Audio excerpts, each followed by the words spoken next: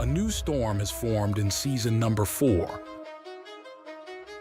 It's a grand national tour that ends near the California shores. Home track heroes take on big league talent. OGs return while fresh meat joins the fold.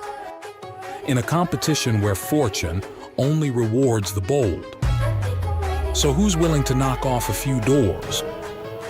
It's about who wants it more in 2024. This is what you're waiting for. I think we're ready to rock. Sean Bowdy, a third-time winner. Ryan Truex gets it done. Clapper goes 3-1 and passes several cars. Foley comes out of the final corner to win. Jordan Durasic will win this race. Here they come across the line. Your race winner is going to be Matt Carey. See, in the end, nobody really cares where you got your start. The only thing that matters is where you finish. He looks to go around the outside, ducks to the inside. It's going to be a 3-wide finish here at Daytona as they cross the line. Robert Walton wins at Daytona.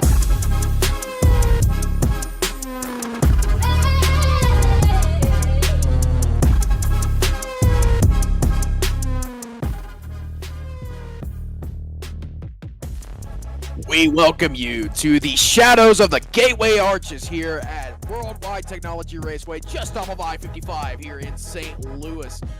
Good evening, everybody. Welcome on in. This is the Thunderclap iRacing series here at Worldwide Technology Raceways. Don't mind the name. I'm not Austin Entrim. I'm actually Nick Stein.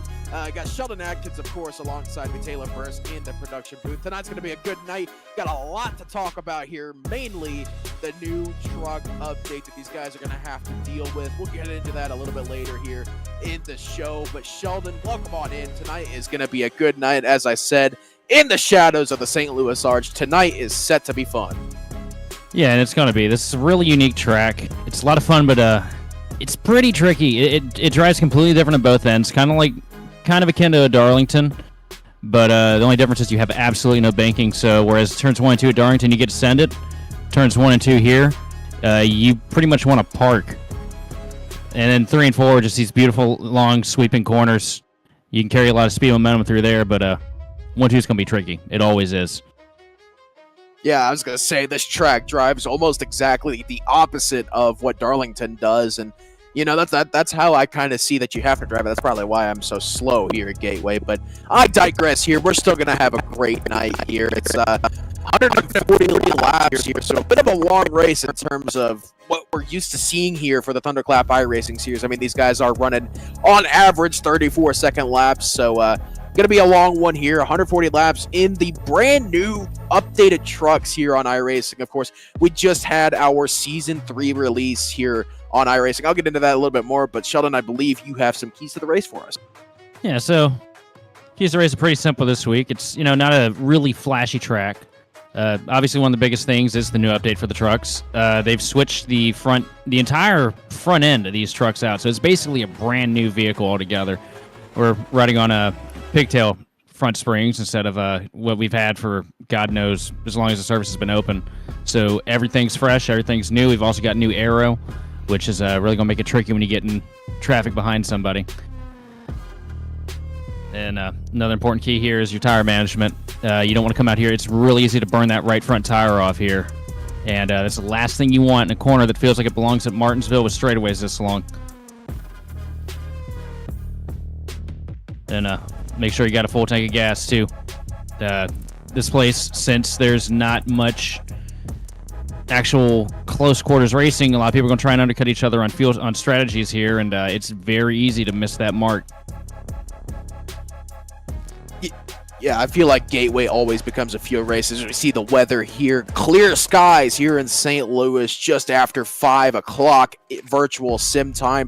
Look at about 12-mile-an-hour wind to the northwest here. 84 degrees the air temp, 97 the track. Not as hot as I've usually seen this place here, so these guys don't have to worry about hot track temps and keeping the tires alive. So that'll be something to look forward here to tonight. So that's your weather rundown as the warm-up has officially ended, and we're going to get into our starting grid on the night.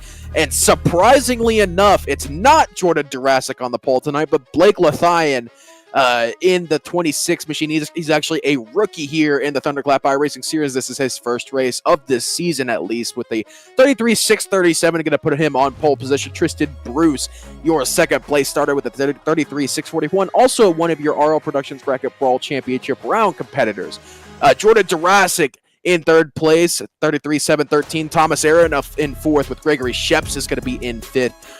My race pick, Noah Rainwater, going to be starting in 6th position tonight. Matt Cherry going to be in 7th. Brandon Slew is 8th with Kyle Bartles in 9th. And Justin Clapp are going to round out your top 10 here. In 11th place, we have Robert Walton, followed in 12th by Matt Holmes.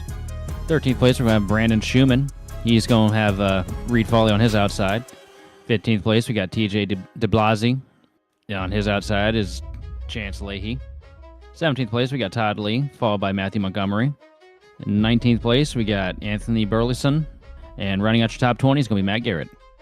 Finishing off your 20-car field here tonight, Bo Condon in the 21st spot, Joshua Garner in 22nd, Chase Albright 23rd, Damian Neeson in 24th, and Robert Colgan starting shotgun on the field here tonight. Don't mind Kyle Newkirk, he is an in-race admin, so he will not be taking the field here tonight, but this is set to be an exciting race. As I mentioned earlier, we got the brand new season build for iRacing, the Season 3 iRacing build that released just Tuesday, yesterday actually, which brought a lot of updates, a lot of new content, mainly the Ford and Corvette GT3s, a couple of new tracks that are a lot of fun, but the biggest one that we are excited for was the truck update. I mean, the update that these trucks got, iRacing said themselves, was the biggest vehicle overhaul since iRacing released their service back in 2008. So you know how big this update was. The main things that came out with this were some aerodynamic updates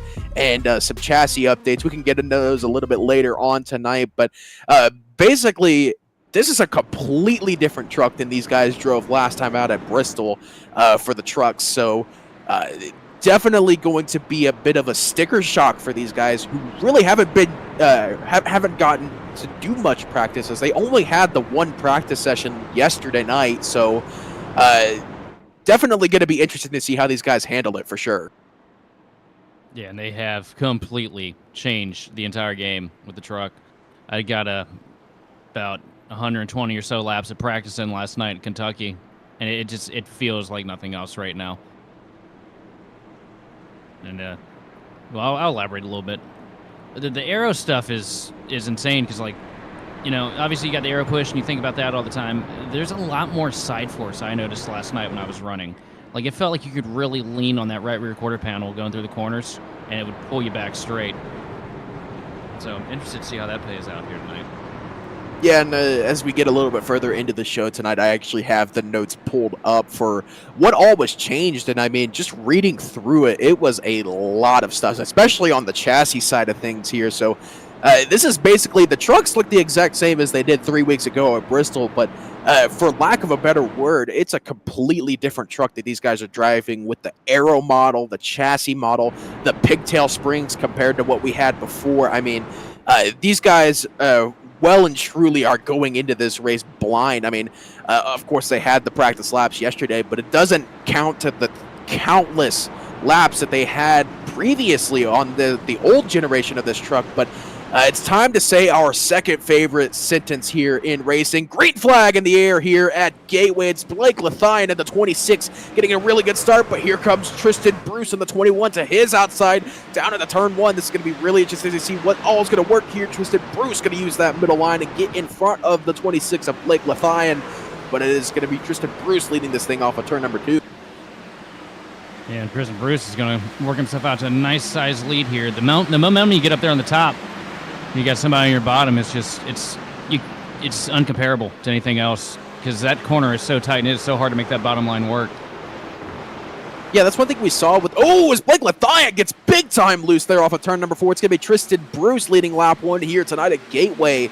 But I was getting ready to say that you can run the very bottom line here at Gateway. It's just really hard to do. You really want to be where Tristan Bruce is right now, right on that middle line where that seam is. So that's going to be the preferred line here tonight. Of course, you can pretty much run anywhere here if you got the fortitude to do it. But mainly you're going to want to stick to that middle line in 1 and 2 and kind of diamond 3 and 4 here. So looks like Tristan Bruce has got the early momentum for this race. Blake Lethian still trying to cool that right rear tire off after having a big slide at the end of lap 1.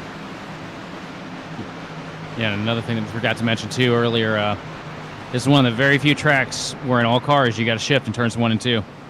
They're dropping them down to 3rd gear here, trying to get the power off the corners. Yeah, that does lead to a lot of loose race cars as well, especially off of turn number 2 with having the higher revs in 3rd gear there. So we're looking through the field here. You see Reed Foley, Brandon Schumann, and Matt Holmes in the 15, the 52, and the 5 there. You got a couple of guys behind him, TJ DeBlasi, Robert Walton in the 66. This got a little tight there between Robert Walton and Matt Holmes, but this looks like where our Hornets nest is setting up. As here comes, I believe that's Todd Lee in the 46. Thought about 3 wide down into turn number 1, but it decides to back out of it and let these two and TJ DeBlasi and Matt Holmes fight it out for position, as TJ DeBlasi not too happy with Matt Holmes, it looks like there. Yeah, and also, I don't know if we caught it, but something happened to Damian Neeson. He's on pit road right now with a complete modified. Well, that's not good. Damian Neeson on pit road in the 24 machine, modified mode. Let's see what happened to the 24 here. Looks like he got loose off of turn number 2 and took up modified mode, as you said, hit the wall pretty hard. Yeah, it's really easy to do, and these things feel a lot looser on exit than they ever have since this new update. Which, I mean, that's something that excites me, as I always thought the truck was just too tight for me to drive. I mean, I like a loose and fast race car here, and just anywhere in general, and with how trucks how tight the trucks used to drive, excuse me, it just felt like I couldn't get any sort of speed whatsoever out of the trucks. So good to hear that these trucks drive a lot looser now. But you definitely are starting to see the differences in the aero model here. I mean, used to, the draft was incredibly powerful with the trucks, and I mean, you would be able to get some stupidly good runs down the straightaways at most of these tracks. But with this new aero model that they've implemented, it makes it a lot harder, A, to build up the run, but B, to get the draft to make that run any use. So definitely going to see a lot more spread out of racing than these guys are used to, especially at a track like Gateway.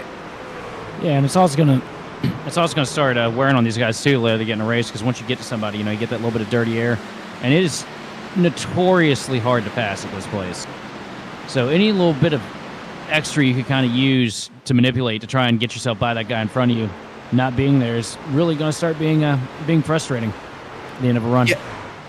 Yeah, I was going to say, you mentioned earlier that you felt a lot more side force in use with these trucks post-update, and that's actually one of the things they talked about. Is this is directly from the blog post. The biggest change is a reduction in downforce with an increase in side force, which changes the handling characteristics significantly. So basically what that means is, yes, they still have that big rear wing on, or well, not wing, but I guess kind of plate that does generate their downforce, but got a battle on track here, Brandon Schumann, and I believe that is Reed Foley side by side off of turn number 4 here.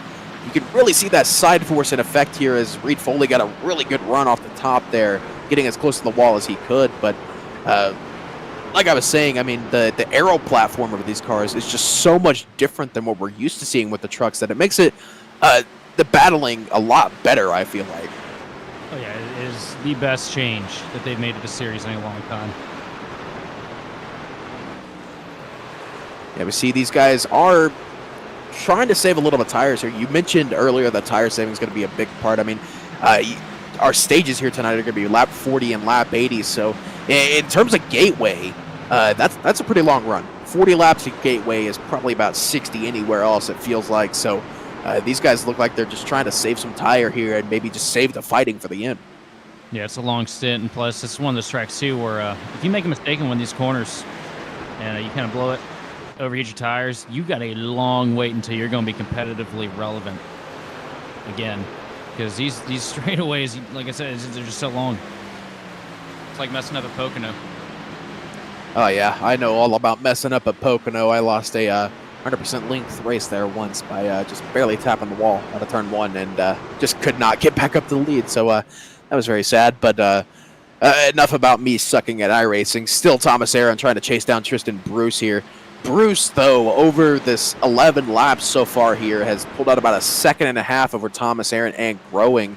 Actually, now it's starting to fall just a little bit, but Thomas Aaron has steadily been falling off the 21 of Bruce, who, as I said earlier, is one of your RL Productions Bracket Brawl Championship contenders here, and I can actually get you the other competitor here in just a second, I believe.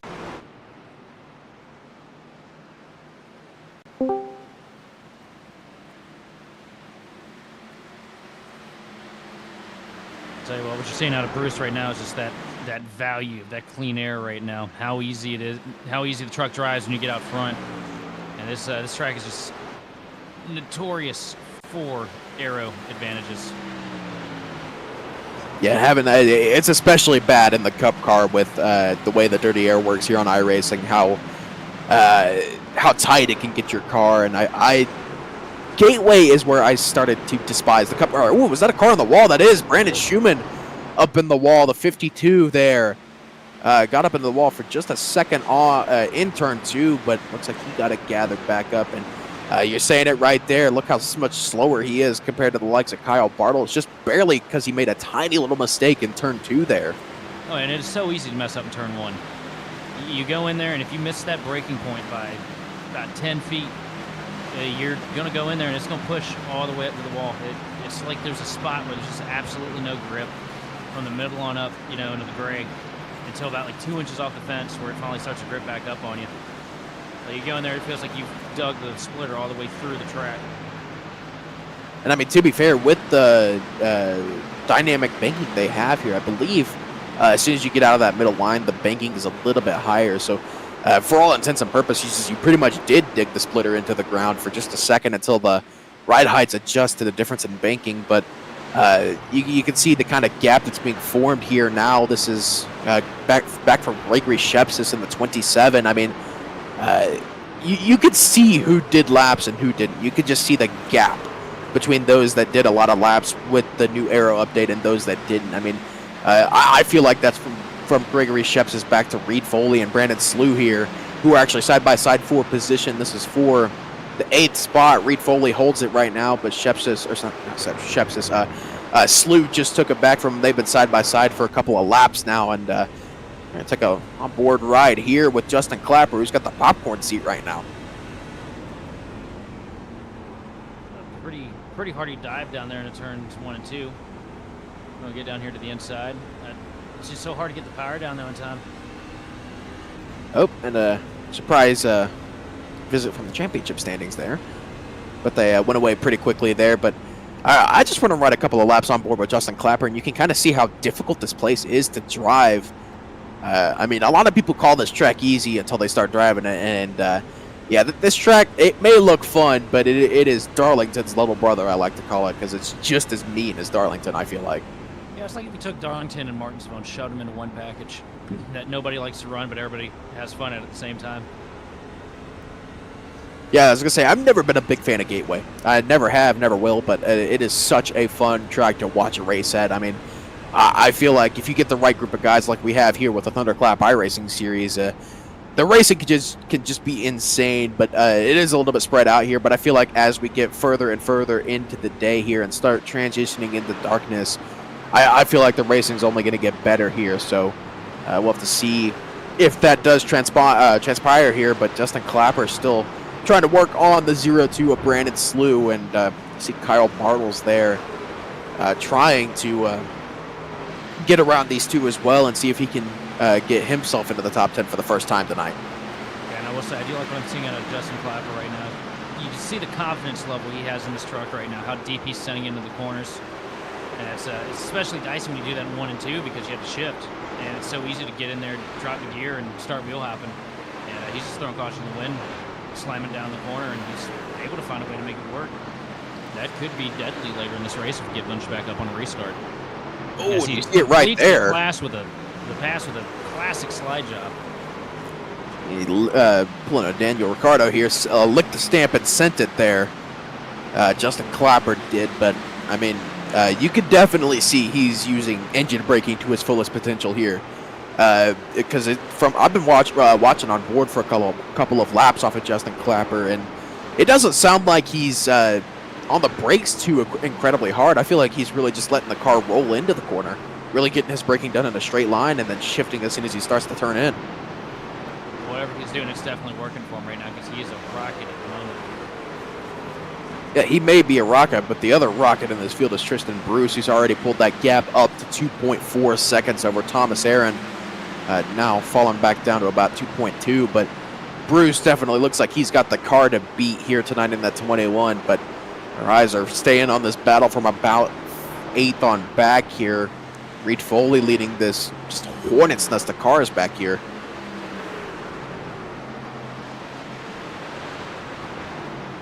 It's so frustrating to be in a pack like that, especially at a place like this, because all you want to do is get away from people and start turning it. Cut into the gaps but you guys all around, and it's just so hard to get by them.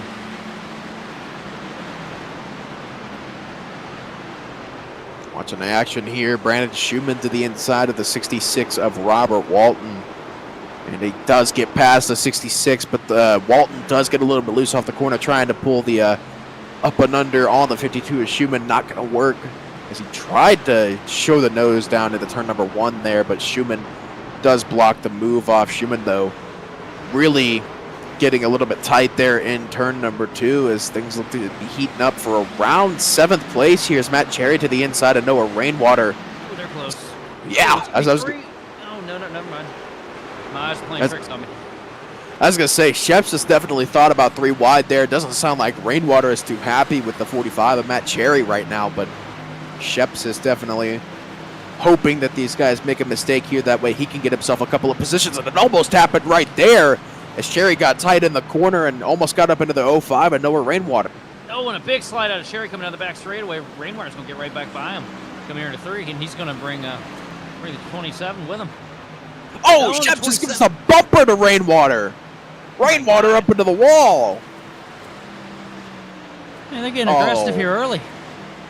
As I say, that is not going to be a happy Noah Rainwater with the 27 of Shepsis, as that gave a little bit of damage to the rear end of the 05 and Noah Rainwater there. But Cherry to the inside again shows the nose, but it doesn't look like Rainwater is too hurt by that at the moment. That could change as the tires start to wear a little bit here. Yeah, but what I'm seeing right now, can we get a look at the right side of that thing real quick? Because all I'm seeing right now from where we're sitting is the left rear's kind of folded in, and it's not going to hurt him super bad. The spoiler looks straight. His the right side of his truck looks okay. Yeah, then he should be all right, all things considered. Yeah, I was going to say, he's got a little bit of scratching down that right side from getting into the wall there, but for all intents and purposes, maybe a little bit of a bent spoiler there. But I think he is okay. But these guys are definitely fighting for grip here, as times have fallen off pretty hard here.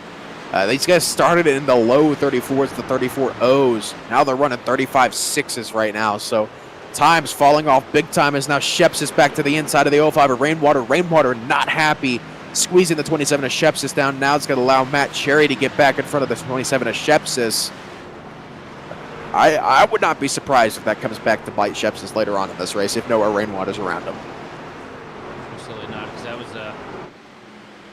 that was pretty rough for this early in the race, and you got a long way to go. You have yourself a bad race, and you end up behind that guy again. Kind of pull over a little bit. Ball done at some point. I was going to say, I'd be curious to see what the damage is looking like for the 05 of Rainwater. I mean, that's definitely going to be, I would say minimum, probably about 30 seconds of damage for Noah Rainwater. While that may not seem like a lot, that can definitely harm the performance of that truck, as he has definitely fallen off a couple of times from where he was before that incident. I mean, Jordan Jurassic's running 35.3s, Lithian's running 35.4s, and Rainwater's in the 5s and 6s. So Noah Rainwater does seem to be hurting just a little bit. We'll have to see what kind of damage he's looking at here as these guys come up towards the end of stage 1 here, coming up on 14 to go actually, or excuse me, 13 to go in stage number 1. Yeah, the good news too, though, for Rainwater is, we're gonna have a yellow coming out here soon. We're gonna get some points. Just keep your foot in it, keep these guys behind you, get your head back to you, and come and fix that damage when you get your pit stop if it's bad enough, and get some new tires on it and fire off fresh. Yeah, I'll be curious to see what tires are looking like. That's one thing I'm actually interested in, as Sheps is now to the inside of the 45 of Matt Cherry. Looks like he's going to send it down deep into the corner and complete the slide job on the 45 of Cherry. Cherry's going to try the up and under on him, but looks like he's gonna a get little really bit good loose. run. Actually got a really good run there. Really looks like he good got run. loose. Ooh, a little bit of door banging down into turn 1. Sheps is going to send it deep down into the corner. Really used the grip there, but that's going to result in him sliding the tires and getting himself equally as good as a run down the back straightaway. Bob here's gonna give him a little bit of the crown horn. It's contagious. I can't talk now either. So we'll give him a little bit of the crown horn going into 3-2. And hey, stumbling over words is my job. Thank you very much. My bad. And here comes Cherry right back under. Look at that pass, like he was standing still. It looks like you're getting a lot better of a run off of 3 and 4 than you are 1 and 2. So if I'm Gregory Shepsis, I'm writing that down and saving it later in the race as Cherry gets a little bit loose there off of turn number 2. 10 laps to go here in stage number 1. Reed Foley starting to catch these guys back up after falling back about 3 or 4 seconds. We tried to send him into the corner there, and he slid up a lane. Got right up in that dirty air, and it pushed him up. Yeah, definitely tried to use the chrome horn there. It didn't work for the 27 of Shepsis. I want to know what set these fellas off against each other, because all three of them have been beating the tar out of each other here. I feel like that's just racing at Gateway, honestly. Let's be honest here. You kind of have to use the bumper to make a pass work here. Oh, and he Cherry the horn there. I don't think he did. I think Cherry got loose. My bad. I'm pulling a right down over here. Oh, contact between the two. He just pushed him right up there out of the groove. Sheps is not making any friends here at Gateway as he's bumped Cherry for the better part of the last 5 laps here. We'll have to see if Cherry pays him back a little bit later as Rainwater now starting to pull away from these guys. But as I say that, he gets tight into the corner and loses a little bit of time to the likes of Cherry and Shepsis. But you got to look right behind. You got Reed Foley and Kyle Bartle starting to catch these guys up coming up to the end of the stage. Yeah, that's the one problem, right? Especially at a track like this, you start getting racing hard side by side, and it kind of just throws a parachute out for the two of you on. Everybody else just throws you back in. Next thing you know, these guys have been saving tires behind you, or dusting by you while you're still trying to race that guy. Yeah, tire saving, as you said, a big-time part of this race, and we'll have to wait and see how this track is going to change throughout the night. I mean, just in the 33 laps that we've run so far, air temp has gone down a degree, track temp's gone down a degree as well. So to the outside. Contact. That's just sent it right back into Cherry. It's like anytime he gets to the door on Cherry, he just sends it. That's a side force coming into play. That is not going to work out in the long run, man. You keep rattling a guy like that, you're not going to get too far. As I say, it's that side force coming into play there. I mean, you get up right next to the guy and just suddenly you lose all the air off your nose, and the truck just gets incredibly tight. And you know that's exactly. Oh, who was that? Red truck there. Yellow and red truck. Who's the yellow and red? Was it Chase? Oh, there we go. Matt Garrett in the 19. Big time loose off of turn number 2 there for the 19 at Garrett. Yeah, it's just so easy because when you start shifting here, if you aren't aggressive enough with your corner entry, or you're just a little too aggressive with your throttle inputs, you're going to completely change the balance on that truck, and it's going to start getting loose and just try to kill you every time you come out of the corner to the point where it's undrivable. see Matthew Montgomery getting a little bit loose off of turn number 2 there as well. Oh, we got more battling going on up here. Sheps just got down to the inside once again at Cherry, but good old Uncle Charlie, the side force, decided to make an appearance and kind of screwed up Gregory Sheps there. But like I was saying, that's that side force coming into play. You get right next to the guy. Contact! Cherry makes contact with Rainwater. Sheps to the outside, shoots the gap, and finally gets past the 45 of Matt Cherry. Further behind, Kyle Bartles looks to the inside of Reed Foley. But now Sheps is setting his sights on the 05, and Noah Rainwater. Bartles gets past Reed Foley and now looks towards the inside of the 45 of Garrett. Oh, Schumann big time loose off of 4. Yeah, everybody's just sending it right now. We've got 4 laps to go in this stage. Everybody wants to get up here and get their points. And people are starting to get a little more aggressive. And a little more aggressive than the tires can handle. Got a lot of loose race trucks here as these guys are really starting to pick up the pace. As Sheps is to the inside, sends a deep dive bomb on Noah Rainwater. A little bit of contact between the two. Rainwater going to squeeze him down onto the curb and onto the apron here. Be surprised to see one of these guys taking a tow before the stage is over. Would not be surprised either as, bumpers being used. Oh, caution on the racetrack. Spun it, car spun. Gonna replay in the moment here. Clapper. Oh man, he was running so good too. Justin Clapper around in turn number 1 and 2, and that will be the end of stage number 1. It's gonna be Tristan Bruce taking home that stage win. We're gonna get a look at this replay though. Was there help? Does not look like it. Oh, what the heck? He must have shifted second. Oh, he says he shifted it into first. Yeah, he's lucky to have a motor in that thing. Yeah, for sure, and I wouldn't be surprised if he's got any sort of engine damage after that. Looks like he's back going, though, so that is good, but as we said, that is going to be the end of stage number 1 here at Worldwide Technology Raceway. Tristan Bruce takes it home pretty convincingly over Thomas Aaron, Blake Lethine in 3rd, Jordan Durasic 4th. Rainwater at 5th in stage number 1. Sheps was 6th. Reed Foley, Matt Cherry, Kyle Bartles, and Brandon Slew are going to round out your top 10 here in stage number 1. Stay right here. We're going to go and send it to a quick commercial break. We'll be right back with stage 2 coverage here on Grid Vision. This is what you're waiting for. I think we're ready to rock.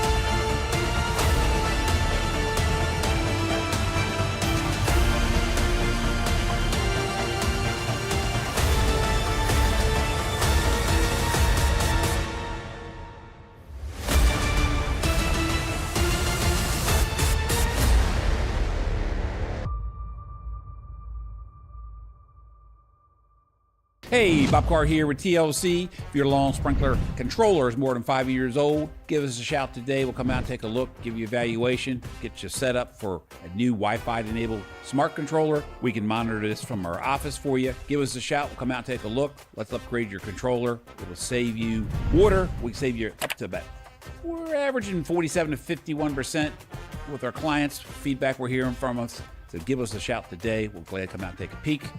Talk to you soon.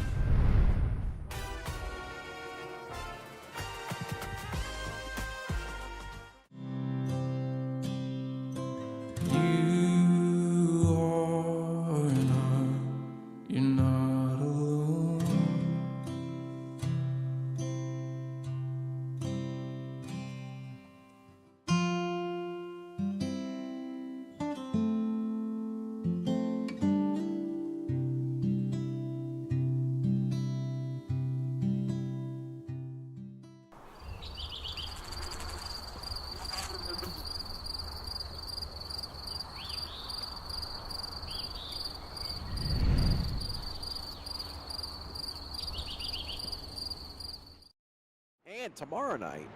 And the night after that.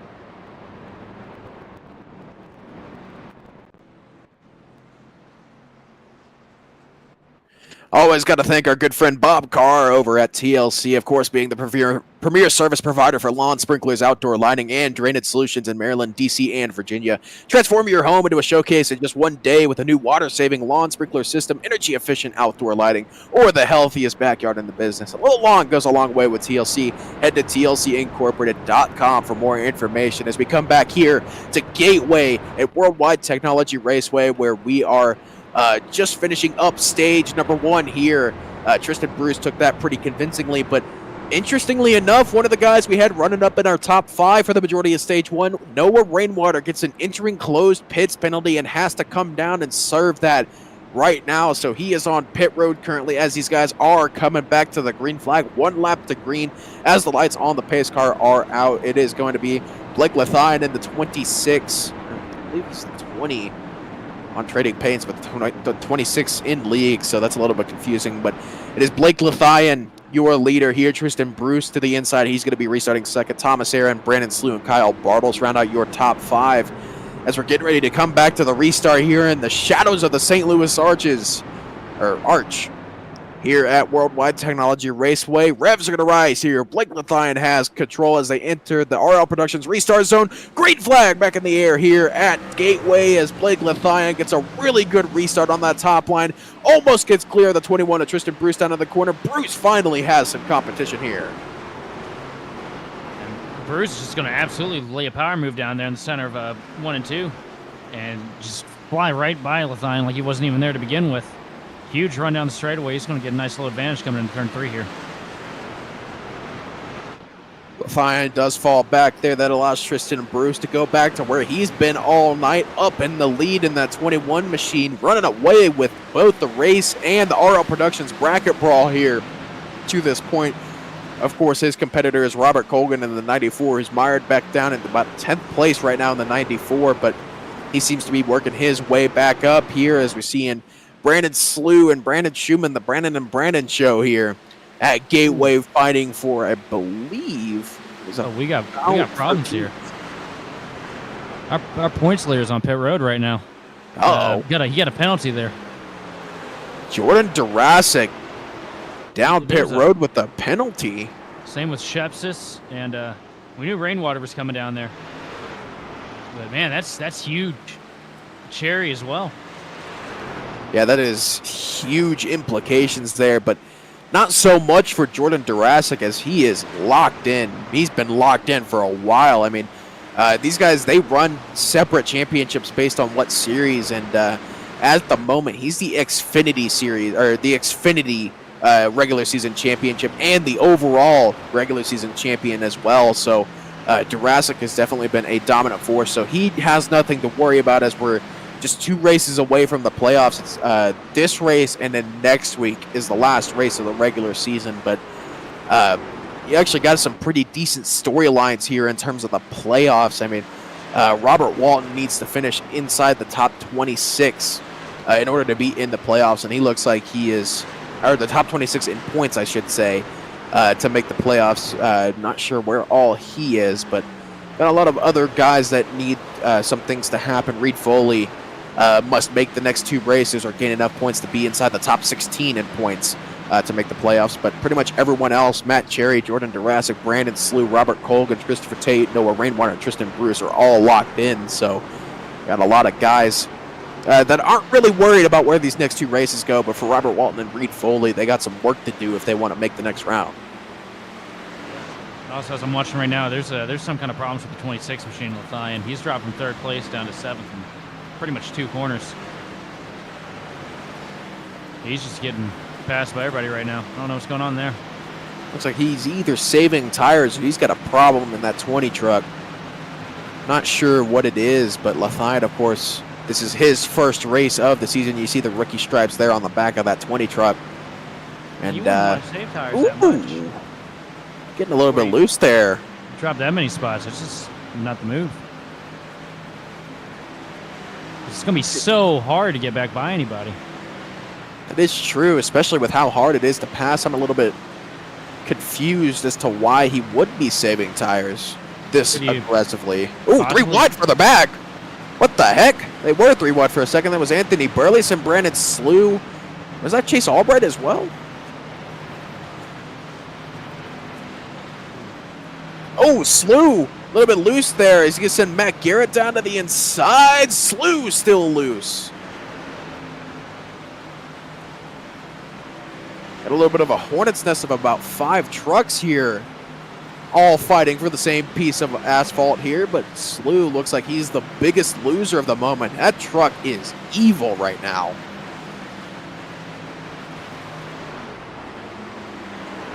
Albright's all over the rear bumper of Matthias right here.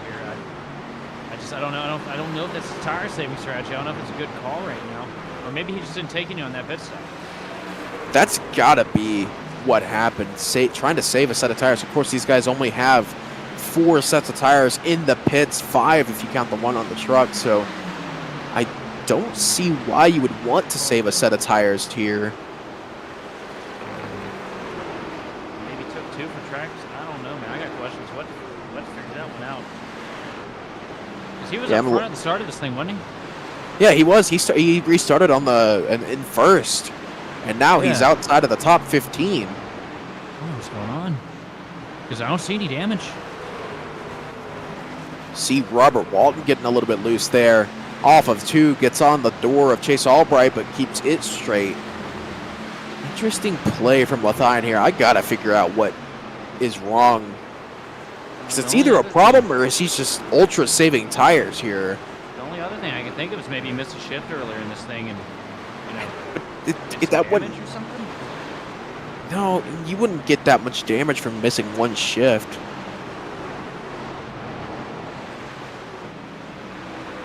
Broadcaster's confused. What else is new? Yeah. Also, I didn't notice that we gave a reverse broadcaster curse to Jurassic this race. 1 week we don't pick them. Hey, for some people, they're rejoicing because A, we won't get made fun of for not picking him, and B, he's not dominating another race. Shots fired. I've caused the ultimate chaos. As Jurassic Nation has... By Tristan Bruce here. Yeah, Jurassic just went a lap down, but Jurassic Nation is officially hunting me down as I say that. Matthias still... What was that?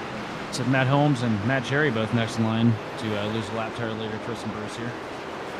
A couple of guys that we saw up front. Maybe, did Matt Cherry get a penalty too? Yes. Yeah, he did. I think it was a passing. Possibly a passing under yellow penalty. That's interesting.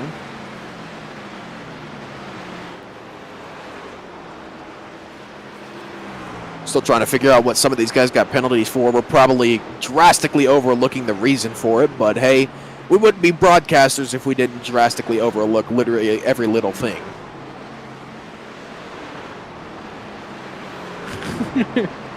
Taylor Burris hates me. That was funny. Man.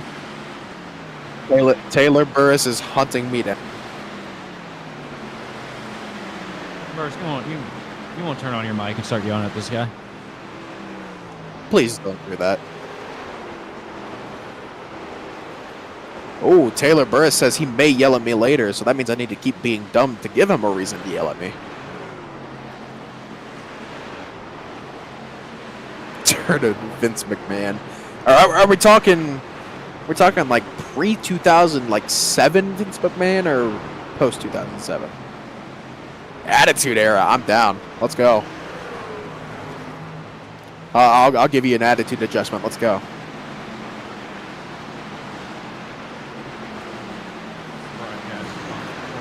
Back straight away. I would always imagine what it's like to be someone in that porta potty on an active racetrack, and be just open the door on accident and see a car flipping down the back straightaway. I wonder what that reaction would be. That would be a spooky dookie. Either way, Tristan Bruce walked off to a 2.1 second lead already. Okay, and I make bad jokes? I make bad jokes. Hey, that one made people laugh. But they get burned crazy.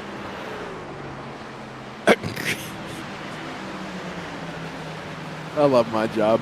I hate my job some days, but I love my job.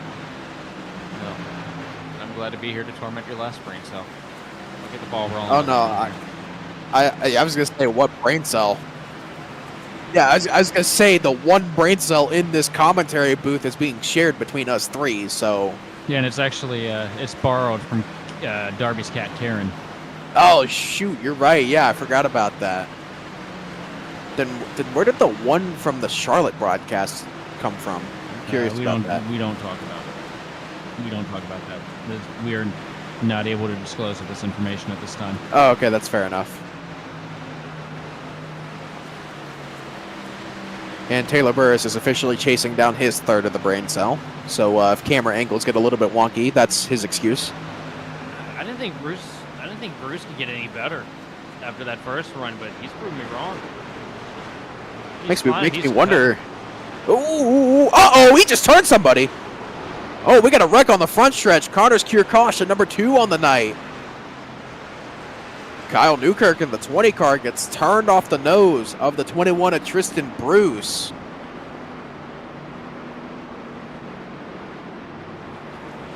Second Connor's Cure Caution on the night here at Gateway, lap 60 out of 140. Get a look at the replay here. You'll see what happens here. Tristan Bruce tried to cut up in front of the 45 at Cherry. And I guess He just looked, tried to go high. And oh, that may be an EOL for your race leader. let's see it from a different perspective here. Get a different angle here, but either way, that could be an EOL penalty for your race leader, Tristan Bruce.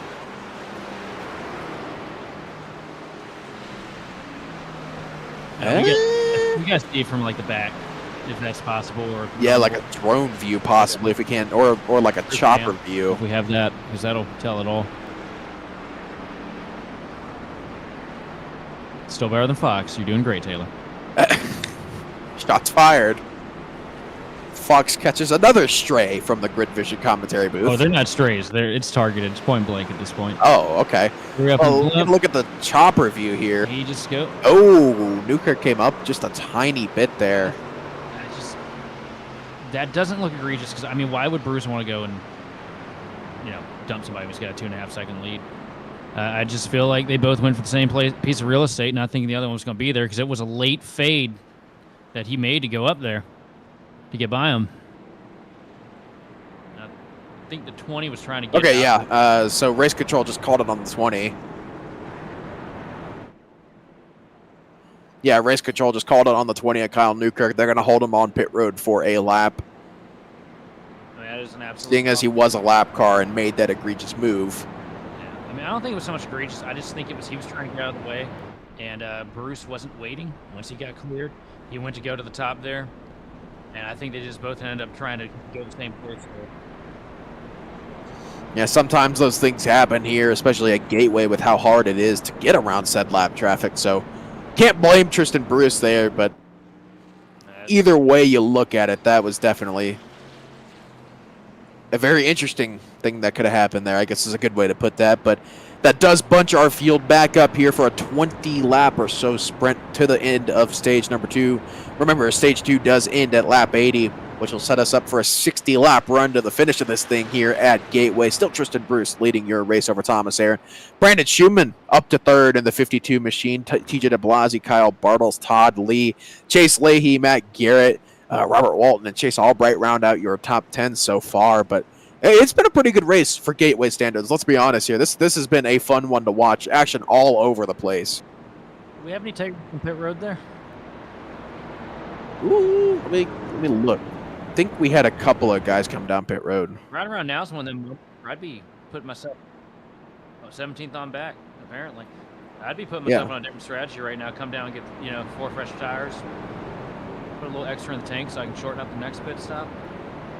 try to move through the field a little bit. Well, there's also the fact that it's only 20 laps to the end of stage number 2 here. So, I mean, I think in some people's eyes, that's a long enough run to warrant taking another set at this stage. So, I think some guys are trying to save that set of tires here. No, I'm with you. If I'm that far in the back, try to do something they're not doing up front. You're not gonna, if you don't do anything different.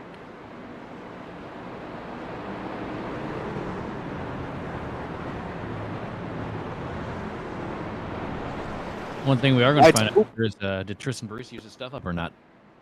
I doubt it. With how much he dominated stage number 1, I highly doubt he used any of his tires.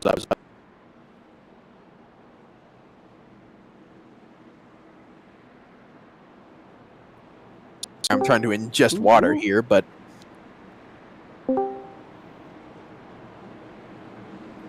I think Justin White wanted to make an appearance, but left suddenly. But it is going to be Tristan Bruce, your leader, coming back to the green flag here. Thomas Aaron to his inside.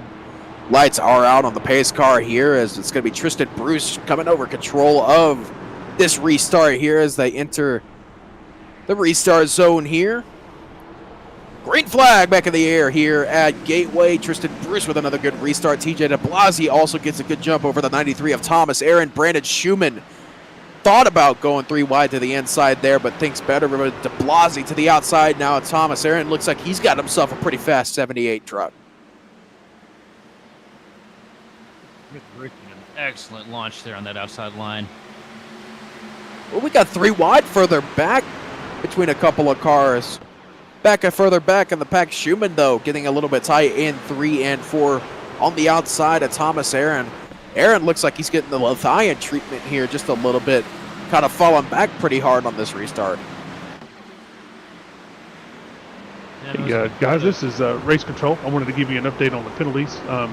Those guys stayed out for stage points, and then they had to serve a black flag pass-through for pitting in a closed pit is why they had to serve the black. Oh, okay. Well, that makes sense.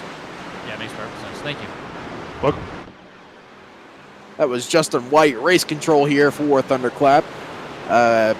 Clearing up the penalties there, which, I mean, that is totally fair. Stage points do mean a lot, especially as we get closer to the playoffs. 3 wide, though, off of turn number 4. This is Jordan Jurassic, Matthew Montgomery, and I believe Reed Foley up top. As Jurassic decides to back out, but Reed Foley going to be the benefactor there. Gaining 2 for the price of 1. Got that good old lunch special going down the front straightaway.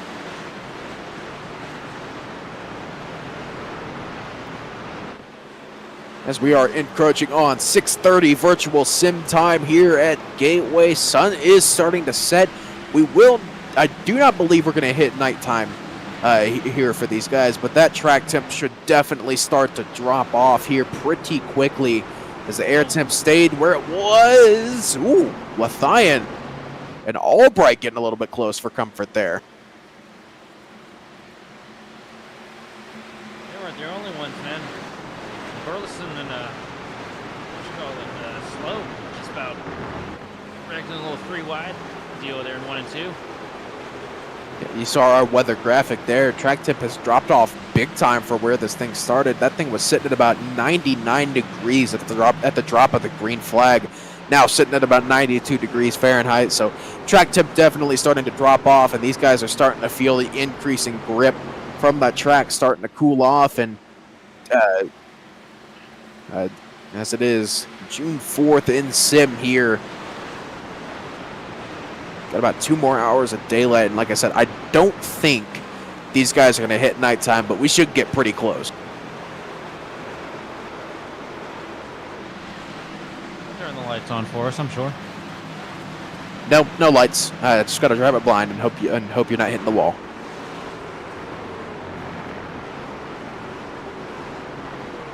It's Taylor Burris. Years ago at Talladega, and it was night. It was when they first did the day to night transitions. And that was in the COPs. Yeah, I've done my fair share of races of pure darkness at Talladega, and that is terrifying. Yes, it Yes, give us lights at Talladega. Oh man, that would be so much fun. But I'll tell you what, I want your opinion on this because I've been doing this with my buddies the last few nights with the new street stocks. The new asphalt street stocks on dirt tracks are so stupidly fun. Like, we did a race at Eldora last night. It was a 55-lap race at Eldora with all three of the new asphalt street stocks, or well, all three of the asphalt street stocks. And let's just put it like this: that is some of the most fun I've ever had on dirt. Yeah. So, did they change anything like chassis-wise with the street stocks? Nope. They are So all it's technically everything? Yeah, everything's the same, just different body styles. Oh no, I knew that. I was just wondering if they made any big like handling changes to the actual Don't street think stock so. model. No, I do not believe they did.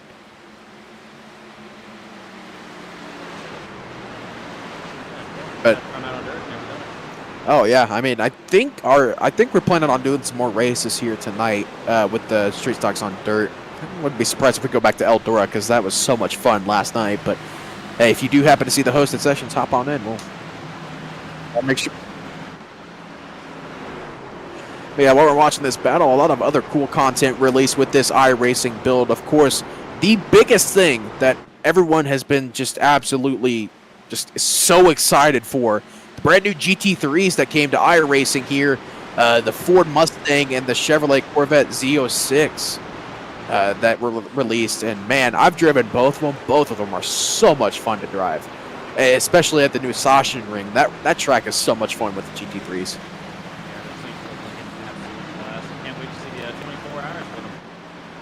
Oh yeah, I was going to say the majors. Yeah, major 24 this weekend, and yes, you're interested in that LMP2 class. You're really, I'll actually be pulling double duty that weekend. I'll be on the broadcast. Don't know exactly when just yet, but I will be on the broadcast and on the track for the majors 24 this weekend. We'll be, I believe, we are covering. I thought I saw Split 4, if I'm not mistaken. Either Split 2 or Split 4. I couldn't remember exactly, but Grid Vision will be covering Split 2 of the Majors 24, and we'll be on the first 6 hours, on the last 6 hours of Split number 2, and I will unfortunately be down in Split number 9, so nowhere near the broadcast split, unfortunately.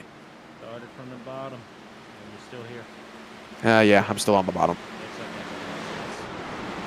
My rating's back in Hey, my road I rating's down there, but my overall I rating is, kind of middle class at this point. I mean, I'm sitting at about 3K, so yeah, some more new content that came out. Of course, a lot of oval guys excited for this. Oswego Speedway was released, and that track, I haven't driven it, but I've seen it driven. It looks so much fun to be to race on. So I will say that's one thing I'm really happy about with Junior leading the positions that he leads on here. Ever since he got in, there's been a lot of love to a lot of legendary short tracks that got missed on that first scanning spree that iRacing did. And it's been awesome. You see places like Hickory getting added on here, and Slinger, which is a track I love. And it's just so sick. Yeah, and one thing that they mentioned was coming in a later build was the mini stock, which I am personally really excited for. Oh, we got 3 wide. Hold up. Oh, and he's 3 wide off the corner. Matt Cherry and Gregory Sheps is at it again here. Off of turn number 2. Fighting continuing here at Gateway as Shepsis gave him the good old hip check there off of turn number 2. Cherry's 2 laps down still, too, from I think a penalty earlier. And, he's got him off of turn number 4. Hooked. No, Cherry got loose off of 4 there. I mean, these two had a lot of fun earlier, though. They did, and I'm oh wondering. man, I'm gonna keep my mouth shut. I don't want to get nobody in trouble. you see it right here. Cherry gets a good run off of turn number 4. Does he get loose? Yeah, he gets loose off the corner there. Yeah, I'd be curious to see that. Out of Chef's, by the way. That was kind of pretty. Cherry had himself a good save as well. Oh, did we have drum after or no? Drum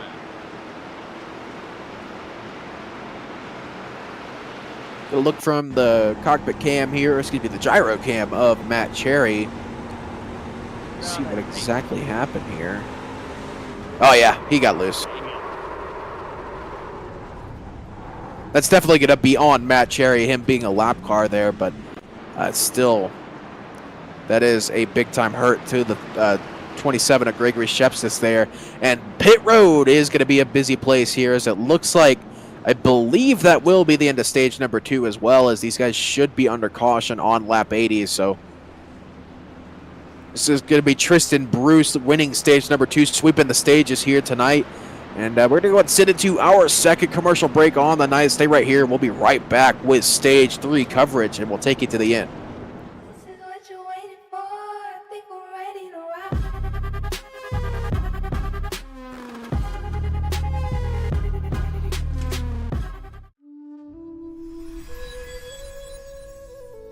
In a distant kingdom, in a magical realm, there lived people who faced dreadful drainage problems on their lawns. For many years, they suffered from puddles and mud in their yards. Until one day, the saviors from TLC Company appeared with their magical shovels and lifted the wet curse from the kingdom's residents. Forget about puddles and mud. With us, your yard will become a genuine fairy tale nook.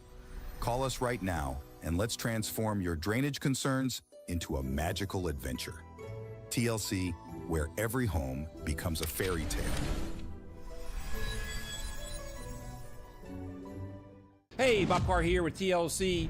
You got a outdoor lighting, landscape lighting system. Maybe we installed it. Maybe it was there you inherited in your house and you want to upgrade it. Now's the time to give us a shout. We'll come out and take a look, evaluate what you do have, tell you what you could have. So give us a shout today for all your outdoor lighting needs. We'll talk to you soon.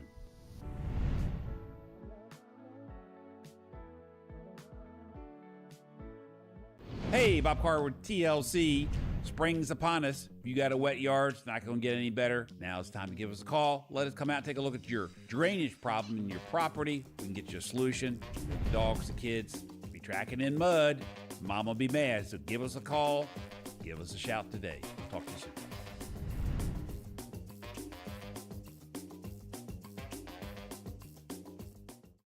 TLC is the best in lawn sprinklers, outdoor lighting, holiday lighting, yard drainage, and more.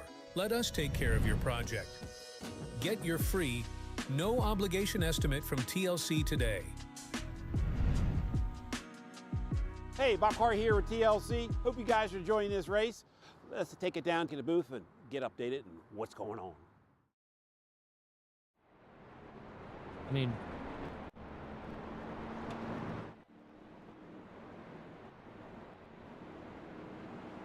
Back live here at Gateway here for the end of stage number 2. And of course, always got to thank the guys over at RL Productions for putting those beautiful commercials together. And of course, RL Productions is a video marketing agency specializing in digital advertising and event solutions. RL Productions offers custom brand strategies tailored to your organization's unique goals with in-house level attention to detail for digital and broadcast advertising. Their production professionals offer a start-to-finish event services for your conference, convention, or event, from staging and lighting to live show production and complete presentation. Visit rlproductioncrew.com to turn your company's goals into real-life productions. Into stage number 2 here at Gateway, and it was Tristan Bruce sweeping the stages here, but a bit of a shakeup here as Matt Holmes, I believe, stayed out here in the 5 truck on older tires. I believe he did pit under that last caution, though, so Matt Holmes does have about 20 lap older tires than the rest of the field does at the moment, but it is going to be Matt Holmes leading these guys to the green flag here to start stage number 3. we saw people do, I think Tommy Gossett did that the other night in the NIS, and he was one of 3 guys that stayed out, and he cycled back to 6th when he was running about 20th before that, and it worked out really well for him. He pretty much stayed up there the entire night after that. Then made a bad pit call later, but staying out might actually work out for him. Well, looks like Matt Holmes is going to bring it down pit road in the end, and looks like he may come down and just take some tires here, but is going to put Tristan Bruce back up into the lead, and of course he was the one, as Matt Cherry does get the wave around after that incident with Gregory Shepsis. We'll have to keep an eye on those two and see if any of that good old beef comes into play here. Well, got the Sheps leaned on Jerry most of the race there on that first stint, that first stage, and then if you're Sheps, it's you're just coming out of turn 4, and next thing you know, this guy's blasted you into the outside wall. Whether he got loose or not, we might see a little something here. Both these guys were running each other hard to begin with, and now they both got knocked out of the way off each other's bumpers. So they both had balance too.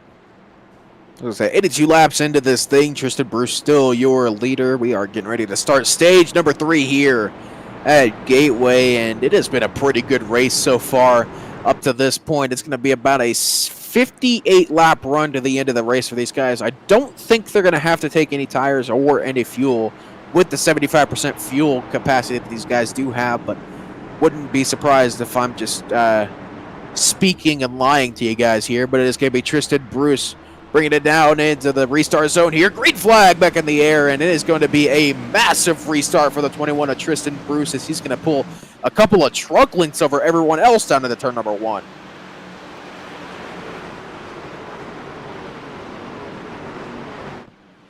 Off of turn number 2, Bruce still leading Lethian to the inside of the 78 of TJ DeBlasi. Kyle Bartles and Brandon Slew side by side for the 5th and 6th spot there, but it is going to be TJ DeBlasi who gets clear of Lethian. Kyle Bartles gets clear of Brandon Slew and now works to the outside of Blake Lethian, but Lethian now looks to the inside of DeBlasi as Bartles gets loose on his outside. DeBlasi's going to lead the first lap at this restart. That was Bruce who got that, I think, but DeBlasi right now, the first one that I've seen that can actually hang with Bruce directly after the restart.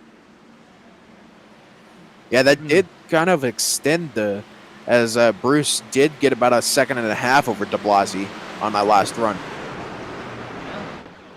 Well, 78 machine's looking pretty good out there right now, that's for sure. Yeah, DeBlasi usually has himself a pretty fast race car week in and week out, but has had himself an unlucky string of races here in the last, I would say, 6 or so weeks, to where it's pretty much taken him almost out of the playoff picture at this point. So DeBlasi definitely looking like he's trying to get back into his old form. It's a shame because he always runs so good. Gotta get this finishes line up.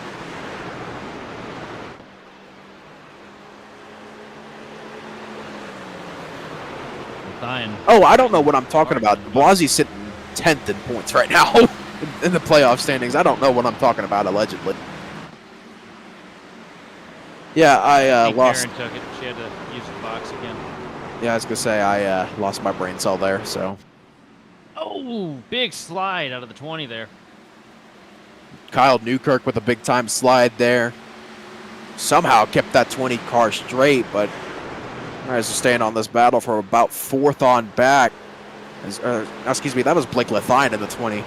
So there's 2 different 20s. Kyle Newkirk's the 20, and then Blake Lethian's the 20 as well, so it's a little bit confusing for us. Somebody showed up with the wrong wrap today.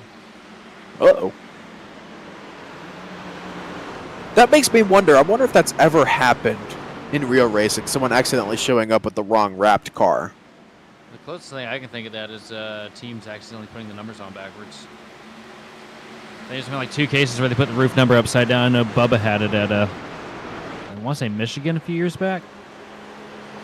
And they put the wrong skew on Gordon's numbers back in like the 2000s.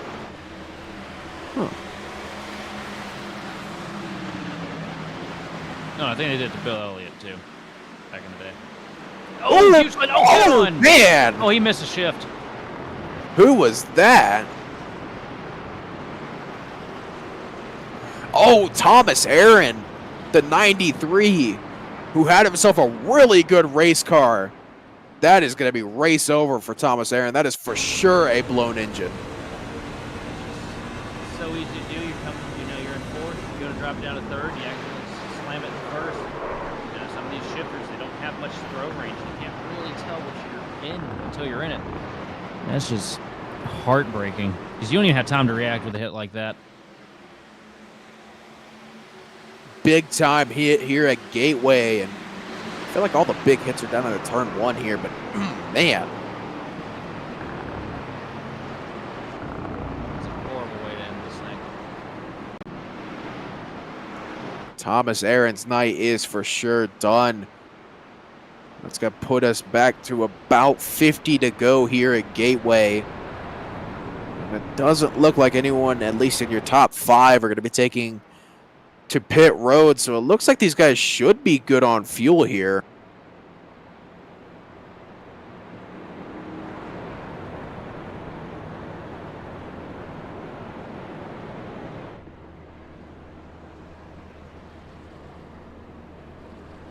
As Tristan Bruce still your leader here with about 50 to go. As that is TJ DeBlasi right behind him. Blake Lethian up in 3rd place. I believe that's Kyle Bartles in 4th. Brandon Slew 5th. Brandon Schumann in 6th. Matt Garrett in 7th. Todd Lee 8th. Robert Colgan in 9th. And Chase Albright rounds out your top 10. Your RL Productions bracket brawl. Championship round was between Tristan Bruce and Robert Colgan. Bruce seems to be dominating that bracket brawl matchup right now for the RL Productions Bracket Brawl Championship. And of course, that's going to be, this is the championship round of that, as I said. And it's going to be over $100 to the winner of that, as you see the 2 competitors right there in that. So it's going to be over $100 to the winner of that. So it looks like Tristan Bruce is going to be taking somewhere in the range between $100 and $150 home tonight. Whew. I'd kill for $150 right now, let's be honest. Yeah, right. In this economy? What's your address? Be there in a little bit.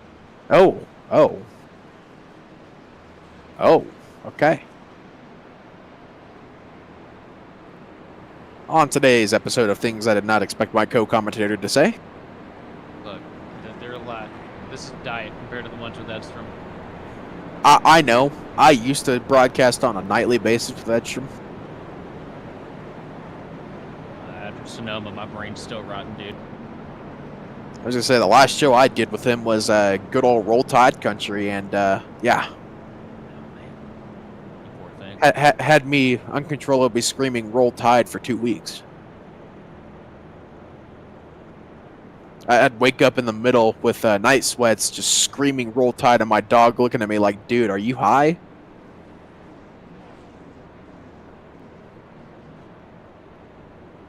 Thomas Aaron does pull it behind the wall. He is done for the night in that 93 UNT machine. Unfortunate end to the night for Thomas Aaron, but joins Kyle Newkirk and Bo Condon as the other 2 retirements. And I just saw in the YouTube chat that Bo Condon says tornadoes in the area took his talent and his wheel tonight. So, no, not the tornadoes. Yeah, I was going to say there was a big tornado earlier in the Baltimore area. I know there's places in Maryland that were getting hit by tornadoes as well earlier today, but prayers are going out to those areas, of course, being hit by some really hard weather, and not the only places being hit by really bad weather today, but just over this storm season that has been historic here in the United States. So all prayers going out to those affected by any bad weather over the last couple of months. So, of course, Grid Vision does keep those places in our thoughts and prayers, but we're going to get back to racing here at Gateway. Tristan Bruce still your leader as we got 1 lap to green here.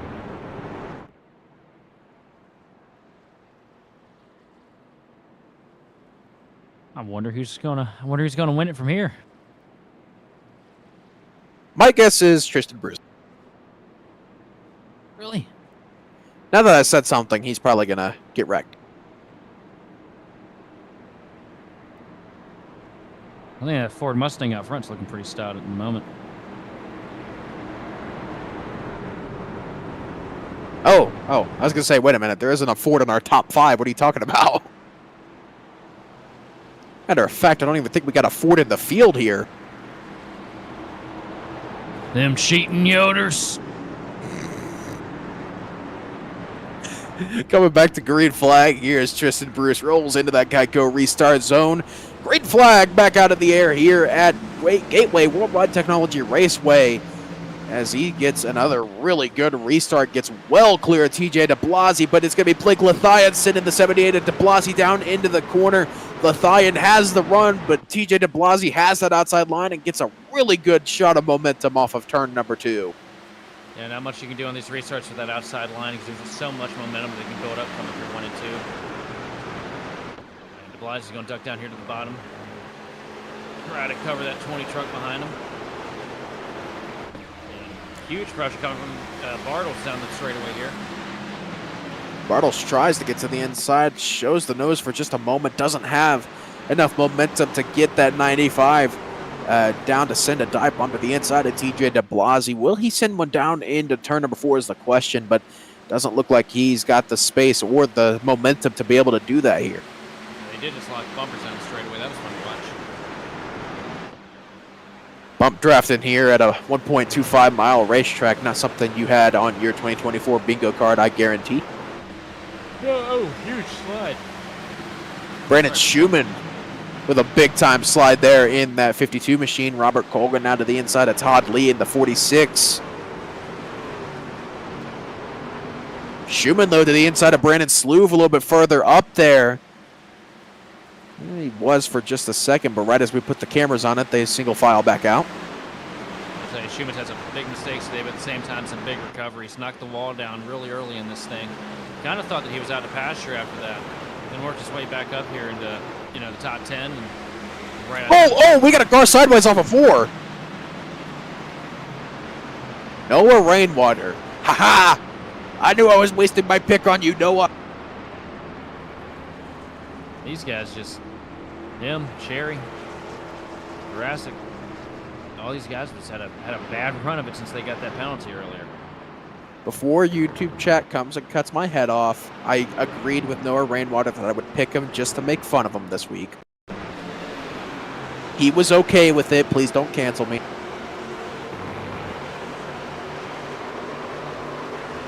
You see the replay there. Noah Rainwater gets on the curb there on the exit of turn number 4. Interestingly enough, though, going back live, Tristan Bruce brings it down pit road. Blake Lathian follows him down, and so does Robert Colgan in the 94. So, got a few people coming down pit road, a couple of lappers as well. I think some of these guys are just trying to get in the right with the fuel window here. You just did say 75% tank.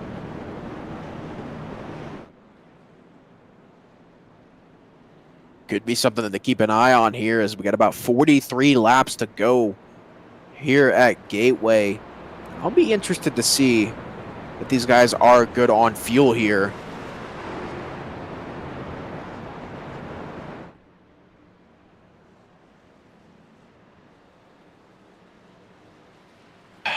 Tristan Bruce does get it off of pit road, but TJ de Blasi still your race leader right now. Be one of the only other cars on the night to lead some laps here at Gateway, or lead an extended amount of laps, because I believe Jordan Jurassic is the only other one to lead a singular lap here tonight, as TJ de Blasi has just had the dominant car all night.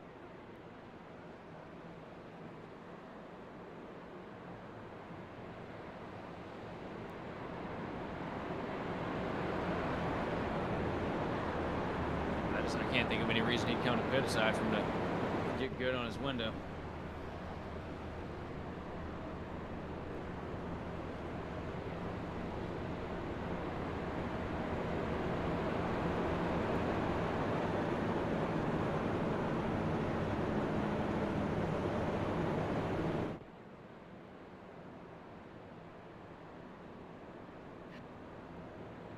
Apologies about that. I got to make fun of Noah Rainwater real quick.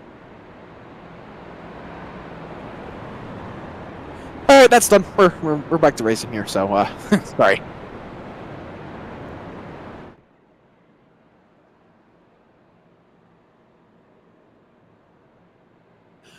As I did say, coming up to about 40 laps to go here at Gateway, just about another stage length distance here to go here tonight. TJ de Blasi is up in the lead, and if you're just now joining us, no, Tristan Bruce is not dead or wrecked. He just came down pit road to get some fresh tires on that 21 machine. He should be back up front before we know. I'm not too sure, man. You saw how hard it is in traffic. Like, our points leader's in 18th right now. Granted, he has had himself a pretty rough night, Jordan Jurassic has, so does not look like he's got himself a pretty fast race car here. You see de Blasi choose the outside line.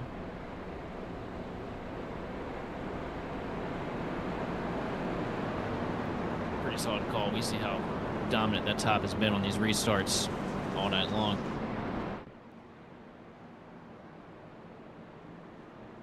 Yeah, TJ de Blasi does choose that outside, and that really, as you said, has been the dominant line here to these restarts, purely because, like you said, the momentum earlier. So I feel like you'd be dumb to not choose the outside line if you're the leader. And of course, the rule is if you're the leader, you do get to choose what line you restart in. There is no choose cone in this league, so TJ de Blasi choosing that outside. Yeah, it's just a no-brainer. Get out there and get on the outside line. You can also pinch that guy on the bottom if you start to run. There's so many things you can do with it. You have total control of it. Yeah, Noah Rainwater trying to save face, saying the last time he self-spun, he won, which I don't think that's going to happen, Mr. Noah Rainwater. But we'll have to see here as got a car having a little bit of connection issues there. It's Kyle Bartels on the 95, but it's going to be TJ de Blasi. First time I said a different name on a restart here. He's going to have control of this restart. It's going to be TJ de Blasi. Green flag back in the air here at Gateway as Kyle Bartels continuing to have connection issues here. And it looks like he's just going to pull it out of the way. Hey, Taylor, can we focus on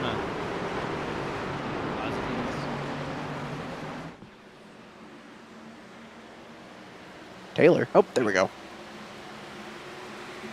Blasi with a good jump here with a 3/10 lead going into turn 3 here. And Schumann with just running a really good race here. Now, like I highlighted earlier, made some mistakes, and he just keeps finding his way closer and closer to the front of this thing. I was going to say, Brandon Schumann has had himself a quietly good race. I mean, Schumann's not one that we usually see in the top 5 here. He's usually down either at the lower end of the top 10 or the top end of the top 15. So, oh, we got one wrecking on the back. Is that Matt Cherry? No yellow. Somehow keeps that thing straight.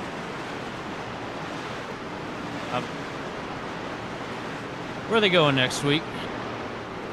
Iowa with the Cup cars. Circled on the calendar. Iowa with the Cup cars this next week. He's ready. He wants to get away from this place. I can tell as you see. I believe that was that Brandon Slew going to the inside there? No, that is Tristan Bruce on the fresh tires to the inside of the 66 of Robert Walnut. And you said he would be back up front very quickly. I am shocked. Nobody else has been able to pull that off all race long. And here we go. We see Bruce just flying through the traffic. I mean, he got. Well, there's this thing, the small little thing. I heard it's pretty cool. It's called fresh tires. Yeah, well, fresh tires at a track where you get aero locked. I haven't seen work out too great all week. Well, when you're the man, the myth, the legend, Tristan Bruce, I mean, it kind of leads, to easy things, The man, the myth, the legend in his first start, right? No, Tristan Bruce is actually one of your. Blake Lafayette is the one rookie. Okay, yeah, I saw the rookie stripes. I got my cars mixed up. I believe Bruce is a rookie this season. Yes. Don't quote me on that. Well, he is out here earning his keep, that is for sure. Yeah, for sure. Tristan Bruce slamming his way through the field at this point. I mean, he's got to work himself past the 19 of Garrett. Woo, I got a little bit close between the two, but keeps the car straight, and it looks like he's going to have that 4th spot pretty easily. Oh, yeah, you see a car that's led pretty much flag this entire event until we, got some pit stops there. Sneak up on your rear bumper. You ain't going to try and hold him up too long. I was going to say, I'm surprised he hasn't run his fastest lap of the race so far, but he ran his fastest lap on the last run, a 33.570 Tristan Bruce did, so looks like he's starting to slow down a little bit here as that dirty air is starting to come into effect, and these tires are really starting to wear out, even for Tristan Bruce, just after 4 or 5 laps in that 21 machine. Tires, they wear out stupidly quick here.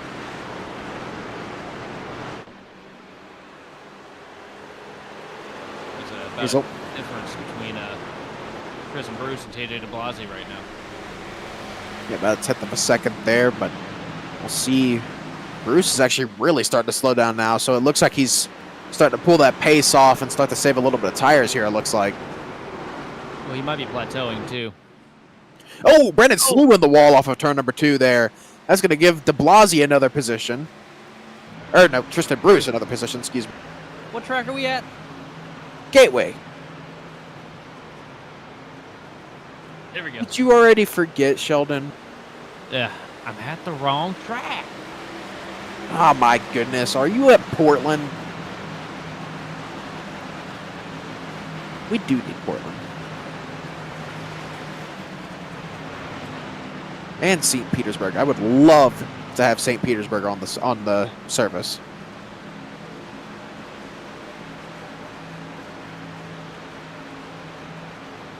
I just want to get the Miami Grand Prix so I can hang out in the fake, fake dock.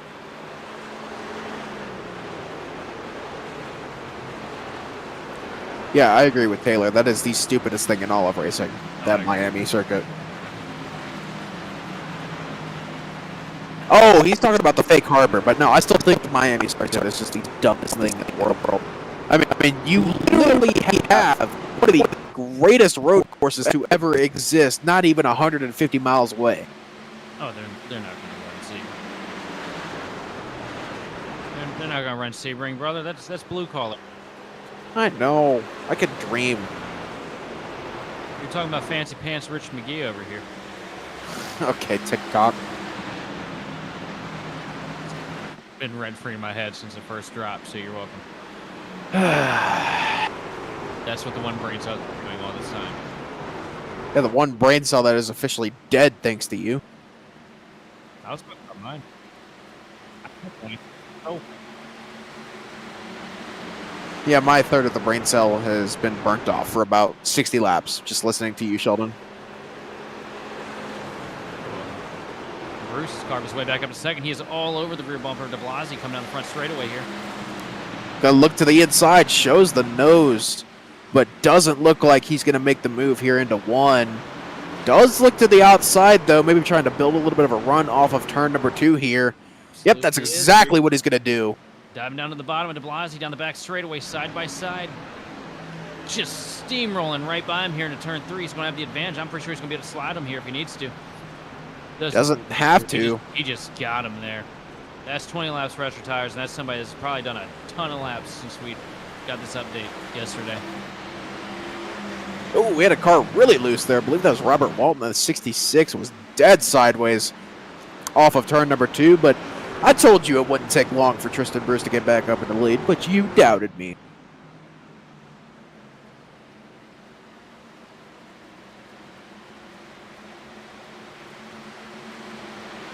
And the bullying has started from Taylor Burris. Did not take long at all. What's up? No, that's true. Usually it only takes Taylor Burris about 40 laps to start bullying me. Today it took him 112, so round of applause for Taylor Burris for somehow managing to avoid bullying me for almost 2/3 of the race. It's just short track racing. Okay. What's called? What's that I just heard, Taylor? Surprise third man popping in the booth here? Not yet. Still got about 30 laps left in this race. Tristan Bruce back up in the lead. TJ de Blasi, Brandon Schumann, Brandon Slew, Matt Garrett round out your top 5 here. Of course, Tristan Bruce is, if the race were to finish right now, would be your RL Productions Bracket Brawl champion, taking over $100 home in prize money to the camp of that 21. But he's got Robert Colgan for company in that championship matchup. Colgan is in 6th spot right now. It's going to take a miracle for Colgan to get up to Bruce with how much pace Tristan Bruce has been showing here tonight, but anything can happen. Yeah, barring divine intervention, I don't see anybody having anything for Bruce. He's been so good all race long. It looks like it's going to be a hard sell for anybody to get out there and get to him, let alone get by him. And I tell you what, while we get a little bit of a quiet moment here, why don't we take it to a little bit of a Ryko Rev It Up here?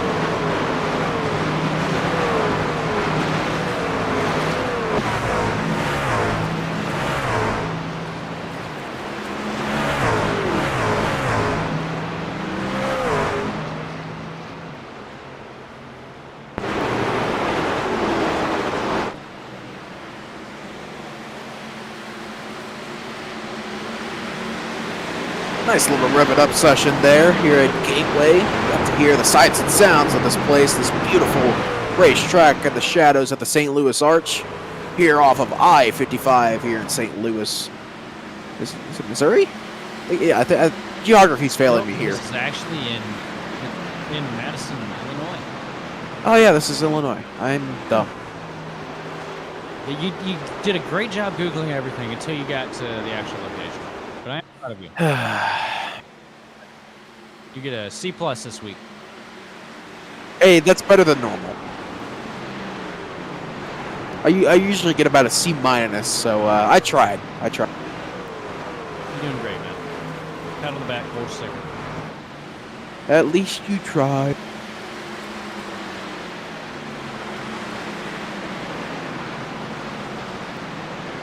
Can't blame me for at least trying.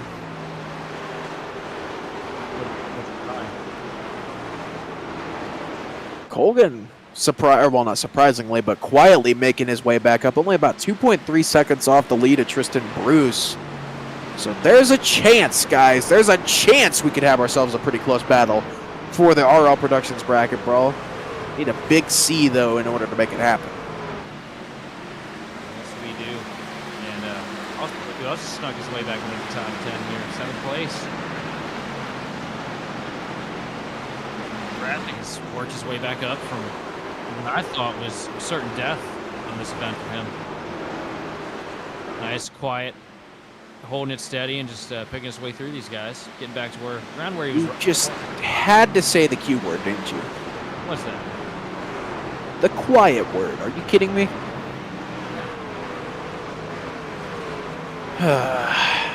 Where did he come from? A lap down. Yeah. Rough night for him. Working out now. Yeah, he is definitely as Todd Lee coming down pit road here. Oh, wait a minute. That means a lot of these guys are going to be short on fuel. –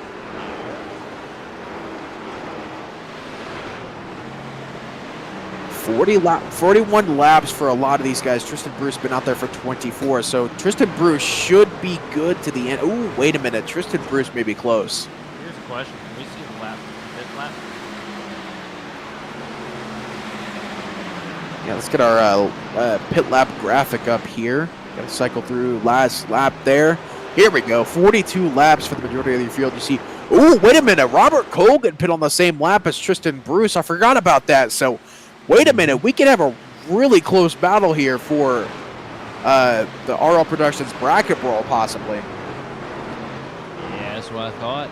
Had a good feeling about that. And also, Jurassic pit on the same lap, too, as these guys. Which is, I guess, why he was able to find so much steam to get through these guys. Well, unfortunately for Colgan, Tristan Bruce just started to blow the doors off of everyone else. So, yeah, but here's the question: how close are they to the button? Right? Like, how close are they to running out? Like, It could be a smart move for Colgan to just be sitting here backing up the pace and just hoping that Bruce runs himself dry.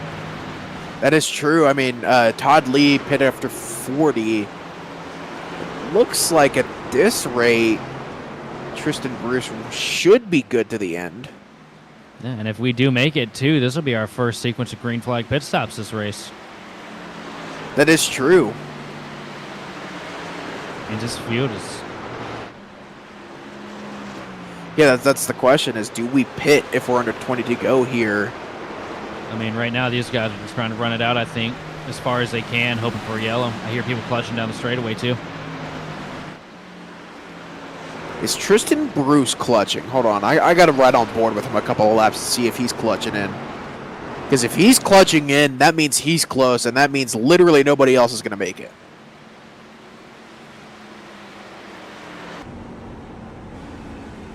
He's not clutching down into 3, but that doesn't mean anything. He could be clutching down into 1.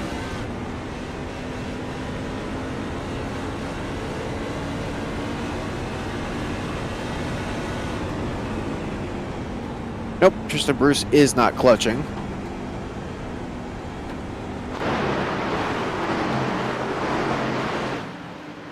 I heard somebody clutch when they went by. I don't know I who just it would could have not been. tell you who it was. Don't know who it would have been, but still no pit stops for much of our field at the moment. But it is pretty safe to assume that a lot of these guys are multiple laps short. So I think these guys are just hoping for a caution at this point. Yeah, cause it's one of the worst feelings in the world when you come down pit, you know, get everything done, get out of pit road, put like 2 laps on the tires. And next thing you know, you got a yellow out and you're still a lap down. The amount of times that has happened. At this point, I pit as low as possible at this point. As I say, I got a buddy of mine who every time we go to Dover, he runs the car as long as he can, and for whatever reason, he gets a dumb stroke of luck and always gets the caution right when he needs it. I think the best thing that's ever happened to me in my life on here was my rookie season on iRacing. We were at Kentucky. Had a decently fast car, but it wasn't fast enough to keep up with the FSR guys, Cody Nat Miller and Casey LaJoy back then. And I was 3 laps short. Caution came out with 4 to go. And this is before we had green, white checkered, so I just paced around the track with the clutch kicked in. Got the win. You are so lucky. Oh, and they, LaJoy was 2 seconds behind me when the yellow came out. Corey's younger brother. Thank you. That makes sense. Oh, Brandon Slew coming down pit road, it looks like. Does that set off the catalyst to the rest of the field? Oh, it's going Does to. that light the fuse? I got a good feeling it is. You know, you had a couple guys pit a few laps earlier. I mean, now these guys, you know, have to start factoring in, you know, time lost, staying out. And obviously, nobody making it aside from, you know, those ones that pit earlier. Which was a smart catch by them to come in. Yeah, it looks like that pretty... Oh, caution! And that changes it all. Oh, wait, hold Reed on. Foley. Oh, Reed Foley sideways in turn 2, but we got to wonder... are these guys going to run out of fuel here?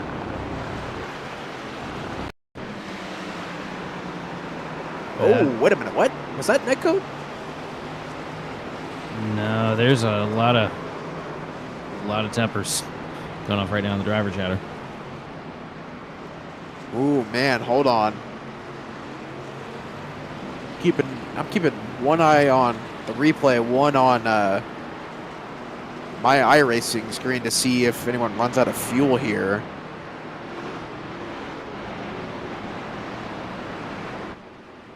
As now, Tristan Bruce does not come down pit road. Okay, hold on. Colgan does come down pit road.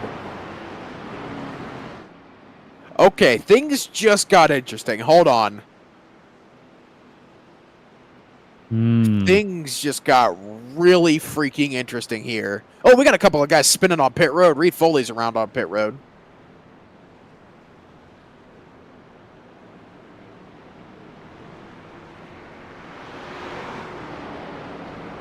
Yeah.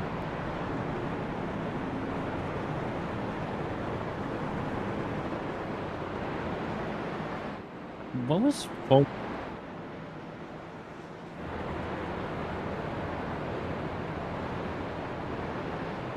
I'm kind of wondering what Foley was doing there. Came in going about 90 miles an hour and spun out on pit road. Yeah, Colgan didn't get a good pit stop. Doesn't look like he lost any spots, but I'm curious what this does for Tristan Bruce now. Because that's going to be about 40 laps on his tires now, give or take. If we get that laps run graphic up again. This is not... I don't know how he can come back from this. Because that tire disadvantage, he's been on the offense all race. Now he's going to be on the defense on old tires.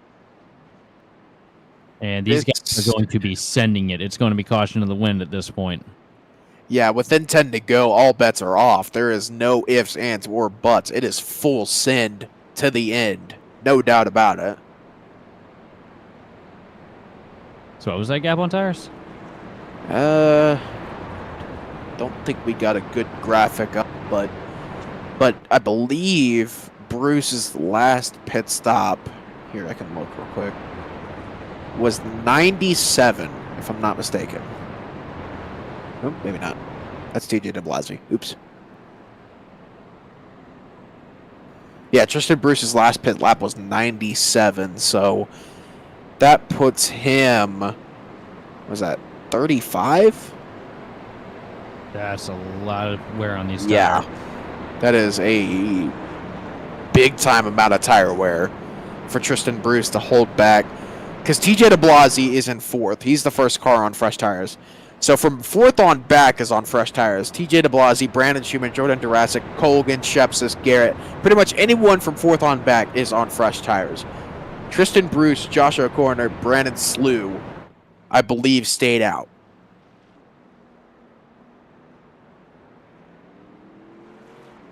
So things getting really interesting just past 7 o'clock here. Virtual sim time at Worldwide Technology Raceway. 1 lap to green here at the racetrack in the shadows of the St. Louis Arch. You've also got de Blasi starting up top back there, too. He's going to be on 4 freshies. He's going to be right on your bumper coming into 1. Yeah, he is going to be on Tristan Bruce like white on rice. This is going to be very interesting to see.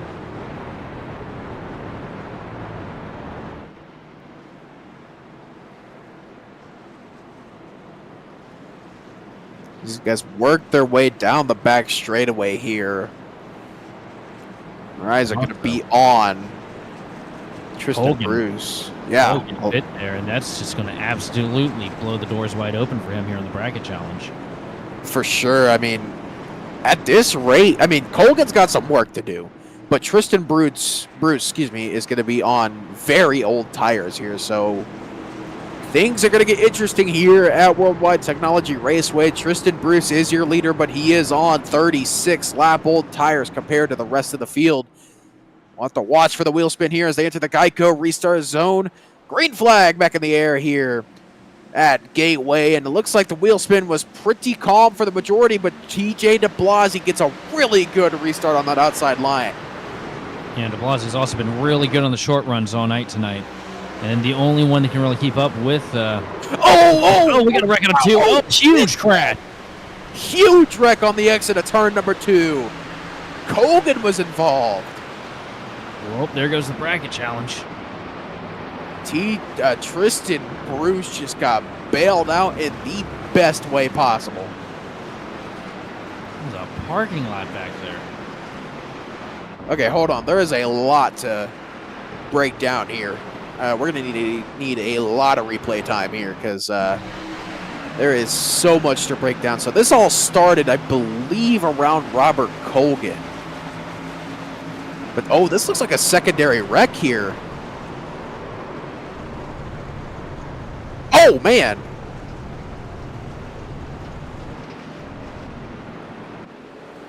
Oh, Colgan. Okay, yeah, we got to go back to Robert Colgan off of turn number 2. Because I believe...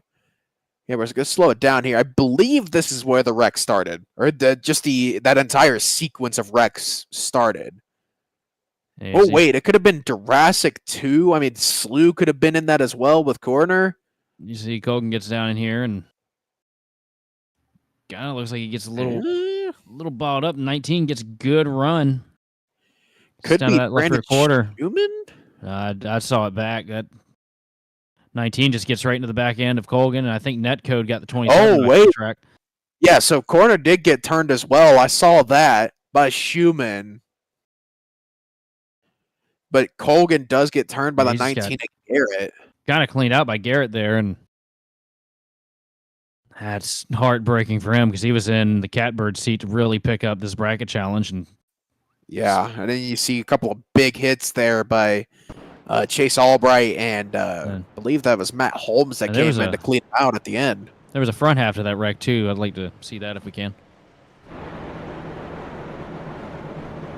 Yeah, I believe that was where the wreck started, and then that secondary wreck between Anthony Burleson and Todd Lee happened further back in the field. But as I said, Tristan Bruce just got bailed out in the best way possible.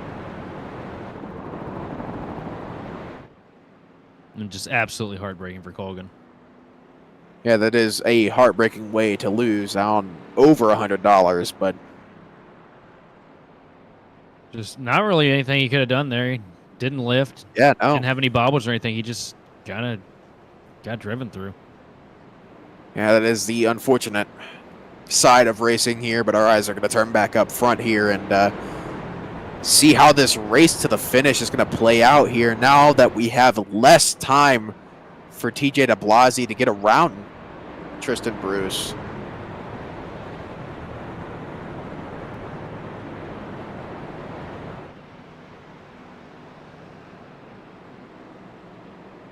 So I'll be curious to see how this plays out. The only thing that's going to change here is the aggression is going to ramp up from that 78 machine.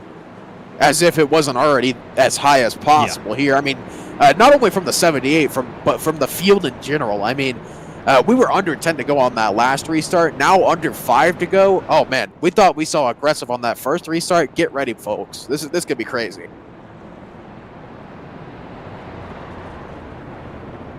It's going to be full send. But also, here's another question. If we end up getting green-white checkers, does Bruce have enough to make it? That is another good question.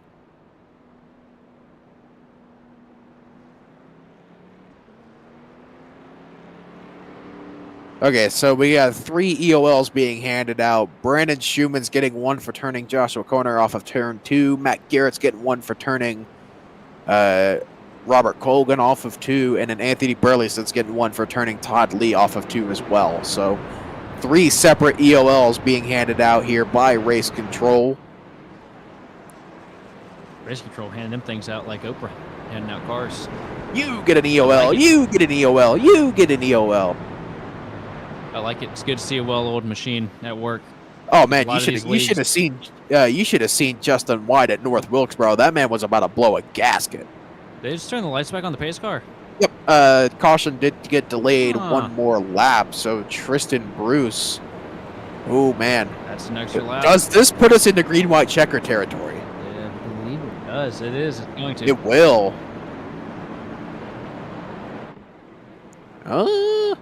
No, because we're going to be going back green with 2 to go here, so this is going to be a natural green-white checkered for these guys. We're coming to take 2 right now, and the lights are still on the pace car. Ooh, you're right, actually. Here's the question. Is it going to extend for overtime? No. Oh, thank God.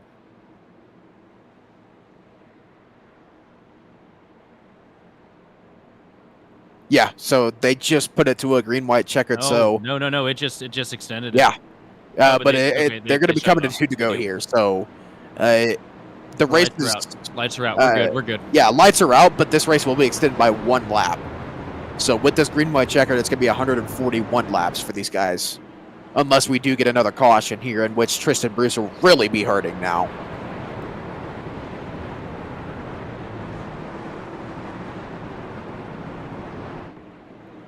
Now the thing we're going to be keeping our eye on is Tristan Bruce going to be able to hold off TJ DeBlasi, Jordan Durasic, Brandon Slew, Robert Walton, all these guys on fresh tires, or is he just not going to be able to keep the pace up here?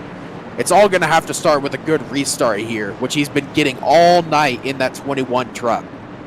So he's going to have to get another really good one here in order to keep his hopes at winning this race alive and giving him an even better cushion into the playoffs here. One more time, folks. Green-white checkered racing here at Gateway. It's going to be Tristan Bruce controlling over the field here as they enter the Geico restart zone. Green flag in the air here as Tristan Bruce gets a decent restart over the field, but he's going to drag Jordan Durasic with him down into turn number 1. Looks like he's got himself a pretty good gap here. Oh, contact! Oh, sideways. DeBlasi's around. That's going to be a caution. Crash. Big wreck here. Another big wreck here at Gateway, and that's going to put us into our second green-white checkered of the night. What Blasey had to do was just keep it under him. It's such a good position. Oh, that's heartbreaking. But this is going to be bad because I don't think Tristan's going to have enough to make it. It's going to be close. He's on 43 lap old tires now. And I think the limit was 47, so he should be good. Hang on, here's a question: How many laps did those guys that pit earlier make? Did we crap! get when was that caution? Hold on. When was that caution that started this whole thing? Look, I'd like to know when the O2. Lap 131. Lap 130 was that caution, I believe. And oh man. Okay, so DeBlasi.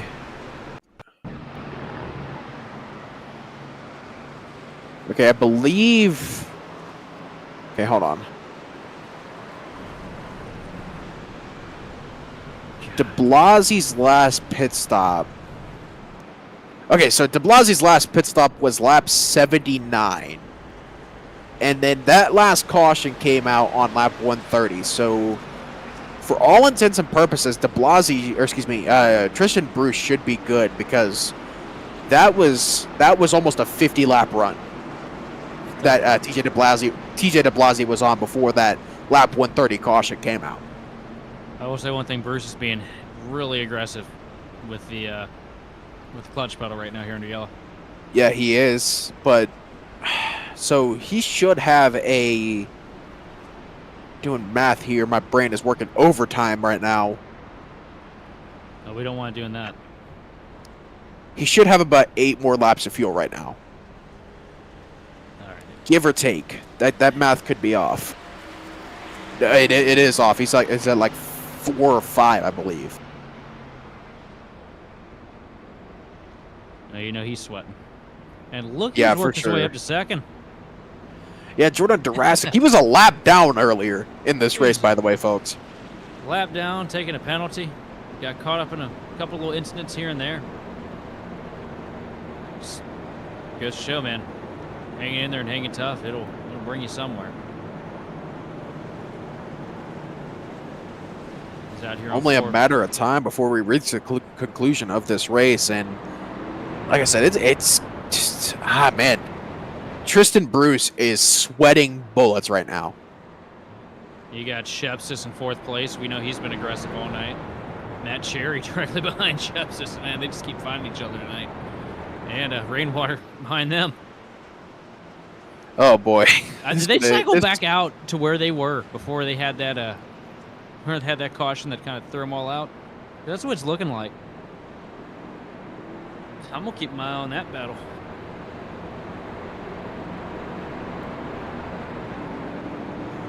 Man, this is. I'm starting to get nervous for Tristan Bruce right now.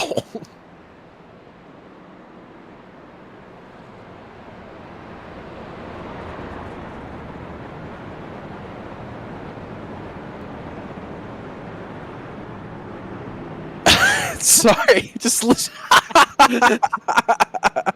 I gotta love race control. Somebody, Oh boy.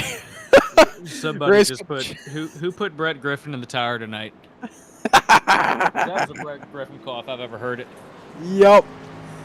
All right, so we are 1 lap to green here on our second green-white checkered attempt of the night. And it's pretty safe to assume if Tristan Bruce does not get this thing to the white flag here, he is screwed in this race. Yeah, but if he goes green too, he might be screwed as well. It's the thing, the tires, man.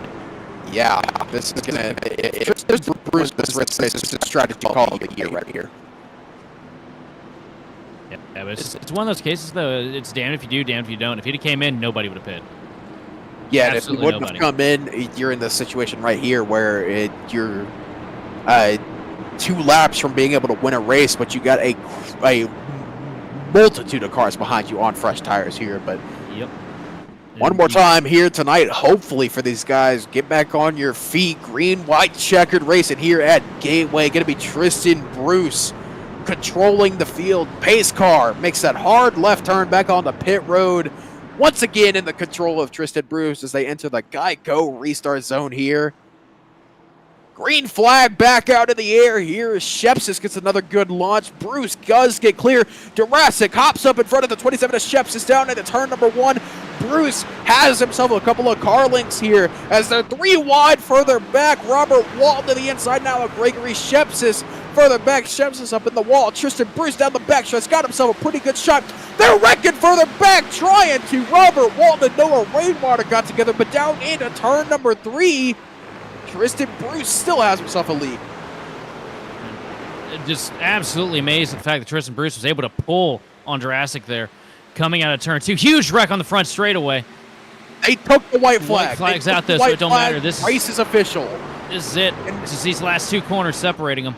Yeah, Jordan Jurassic is on the rear bumper here. Off of turn number 2, Jurassic has the run. Bruce goes down to defend, but down the back straightaway into turn 3. Bruce still has a car length over Jurassic. Jurassic's going to take it all the way to the outside here. Bruce on the old tires coming off of 4. Bruce has the run, but Jurassic up and under. Bruce goes down to block all the way to the wall. It's going to be Tristan Bruce at the line. Oh, my God. I would have never in a million years imagined that he'd been able to pull that off, but Tristan Bruce has put on a clinic today. Absolutely impressive on those old tires. That's amazing. Good win, buddy. Wow. Tristan Bruce steals one on the old tires here. He didn't steal it. He kept it, man. That's sick. And Jurassic with an amazing recovery to be there in that position at the end.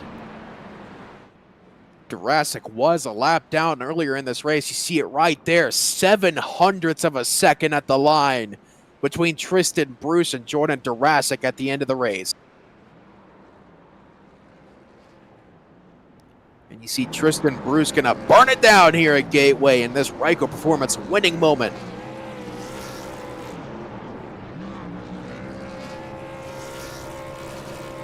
Tristan Bruce not only taking the win here at Gateway, his second win on the season, but also taking home the RL Productions Bracket Brawl Championship here. He's going to win himself over $100 in prizes here. Tristan Bruce taking double duty here tonight. It is well earned after the performance he just pulled off there, especially at the end on those old tires. With that, we're going to go ahead and send it to our final commercial break of the night. Stay right here. We'll be right back with post-race coverage and post-race interviews here on Grid Vision.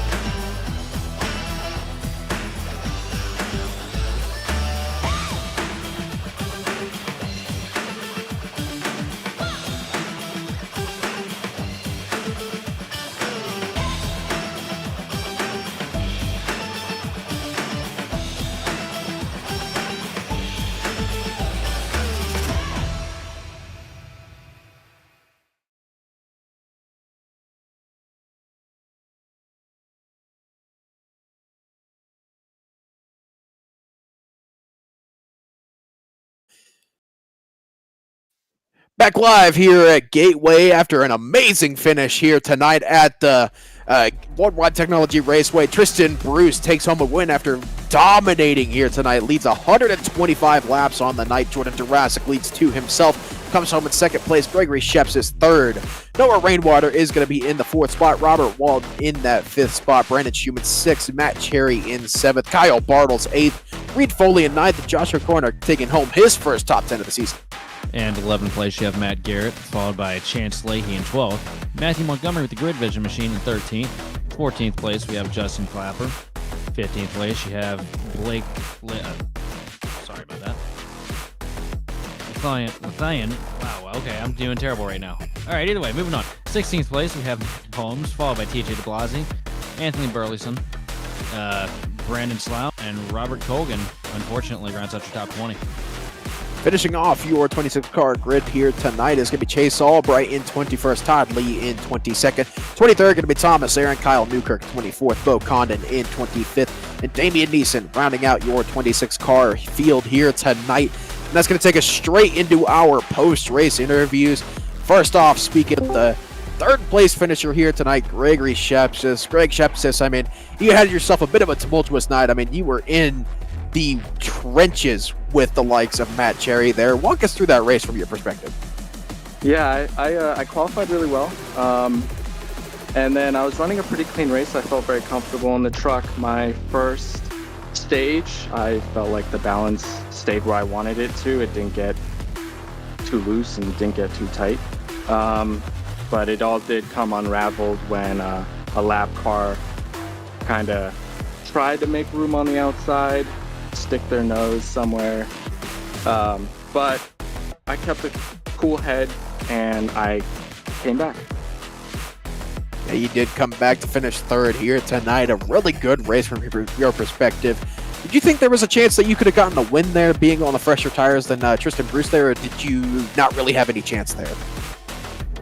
Those guys are really fast. I did have a little bit of a bobble coming out of 2, and I lost a lot of ground to Jordan in front of me. But when I did see Jordan pressing the issue coming to the checkered, I did kind of have glimpses, hopes that a first place could be possible, but I'm happy with the third. Honestly, it's my best result of the season, and I couldn't have asked for more with it being my rookie season. Hey, fair enough. Now looking into next week, final race of the regular season at Iowa. How are you feeling for that one in the next gen? Ooh, yeah, Iowa, it's a tricky track. And I'm still learning the next gen car. I don't have a lot of seat time in it, both in the official series and in league races. So I'm just going to feel it out. I'm going to stick to what I've been doing all season, and that's just clocking in a lot of practice time during the Tuesday night practices. And I hope that something clicks for me Wednesday night. And before we let you go, who do you got to thank? Who got this third place here for you tonight? Yeah, Pine Golf. It's a company that Chase and I started.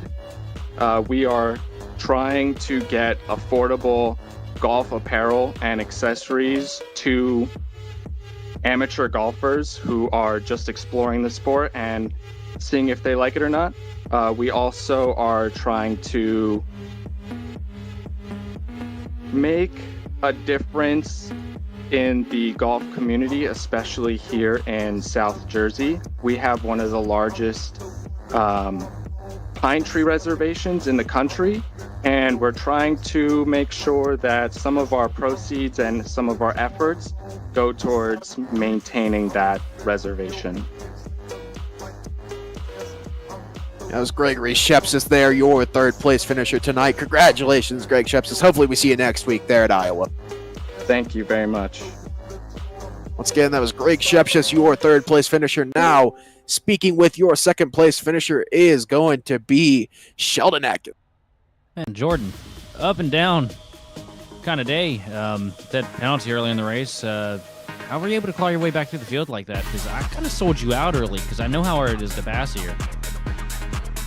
We had to play a little bit of strategy over at stage 2. We got a black flag because we were trying to play, caution came out with about 2 to 3 to go to stage 1, so we stayed out to get the stage win. I believe we were running 4th, but the other top 3 pitted, and we got that stage win, so that's a playoff point we put in the bank. And I felt like it was going to be worth it, and luckily we got a caution in stage 2, got us back on we got the lucky dog to get us back on the lead lap. That's what really saved our day right there, and we saved that set of tires, and we were able to put it on with about 10 to go with that caution, and yeah, I mean, that's how we got back to the front. Oh man, that was an incredible recovery to see, run around the tail end of the field with that lap penalty early and somehow just creep your way into the picture like you seem to do every week and just be there at the finish line in the picture for the win. It's awesome stuff, man. You got a plug tonight. I just want to thank iRacing Designs. I mean, they have one of the best paint teams out there. Our Chevy Silverado did a pretty good job to get back to the top 5. I mean, this one stings. I knew I had the car, especially we played that strategy out to have the tires there at the end. It just was not meant to be, and yeah, I suck. Well, I won't be saying that, man. You've been laying it down here this season. But you're gonna have yourself a good night, man. Yep, y'all as well. Have a good one. So as you Jordan Jurassic, your second place finisher now, speaking with your race winner here on the night, Tristan Bruce, man. First off, congratulations on surviving on, what was that, 47 lap old tires there. First off, that needs to be said. Dude, that's insane. I don't think I could have made it that long here on 47 lap old tires, but man, walk us purely through that last stint, because the way you were able to hold off all those fresh tires is just insane to me. Yeah, so I pitted with about 44 to go, knowing that I was taking my last set of tires there, and obviously I was hoping more would come down with me. When I saw I was about the only one, I thought my race was for sure screwed right there. I was able to drive back to the lead on those fresh tires and had that long green flag run. Man, I was just hoping it would stay green with everyone having to make their green flag pit stops. Caution came out. I was worried, but I ran the truck the same lap, same thing. I did everything the same all night. I mean, I don't know what these guys are doing, but I felt like I just drove the truck how it should be driven, and yeah, I was able to stay up front all night. Yeah, what a race that was. That was really fun. Now, one question I wanted to ask you is, how did the changes that iRacing made to the trucks, how did that affect not only your preparation, but how did it affect really the racing here tonight? If I'll be completely honest with you, I felt no difference. I couldn't tell there was a change. I will say, kind of funny, in the middle of 1 and 2, getting back onto the gas, I could see the flames coming out of the pipe every turn. But other than that, no, I did not. I wouldn't have known that there was an update on them, to be honest. Yeah, looking ahead to next week there at Iowa in the next gen, how are you feeling for that one? Yeah, like I've said before, I'm not the biggest fan of the next gen car, but on the last next gen race, I was able to cap that off and get the W. So yeah, just looking forward to it. That's 3 wins on the season. That's 4 podiums in a row with 3 wins out of the last 4 races. So definitely have improved the middle of the season here really strong. So just need to keep this momentum going forward to Iowa, and can't look back. And lastly, before we let you go, who do you got to thank? Who got this win for you here tonight? First of all, thank all my family that watched. I had a lot of people watching for me tonight. Thank you guys, of course, and like I always say, me, myself, and I. Hey, fair enough. Congratulations on the win here tonight at Gateway, and hopefully we see you here next week. Yes, sir. Thank you, guys. That was Tristan Bruce, and that will do it for us here tonight.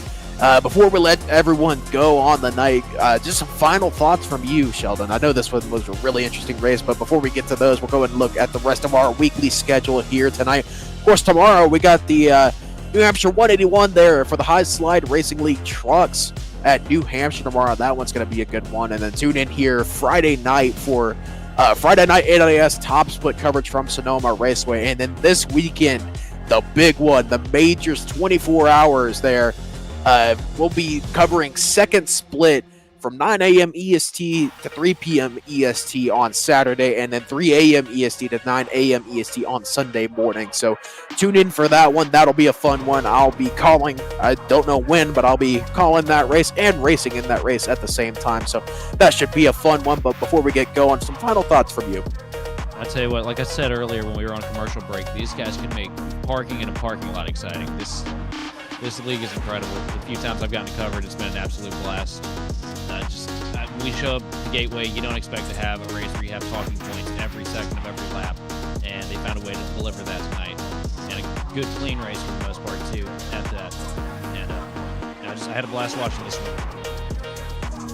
Yeah, it was definitely a fun one to watch here from Gateway, but that is going to do it from us tonight. From the entire Grid Vision team, we'd like to thank you for watching and participating in the chat. You guys are going tonight, crazy tonight, as always, every week. But for more information on getting your league broadcasted or starting your career in broadcasting, contact us on Facebook, X, or email us at info@gridvision.live.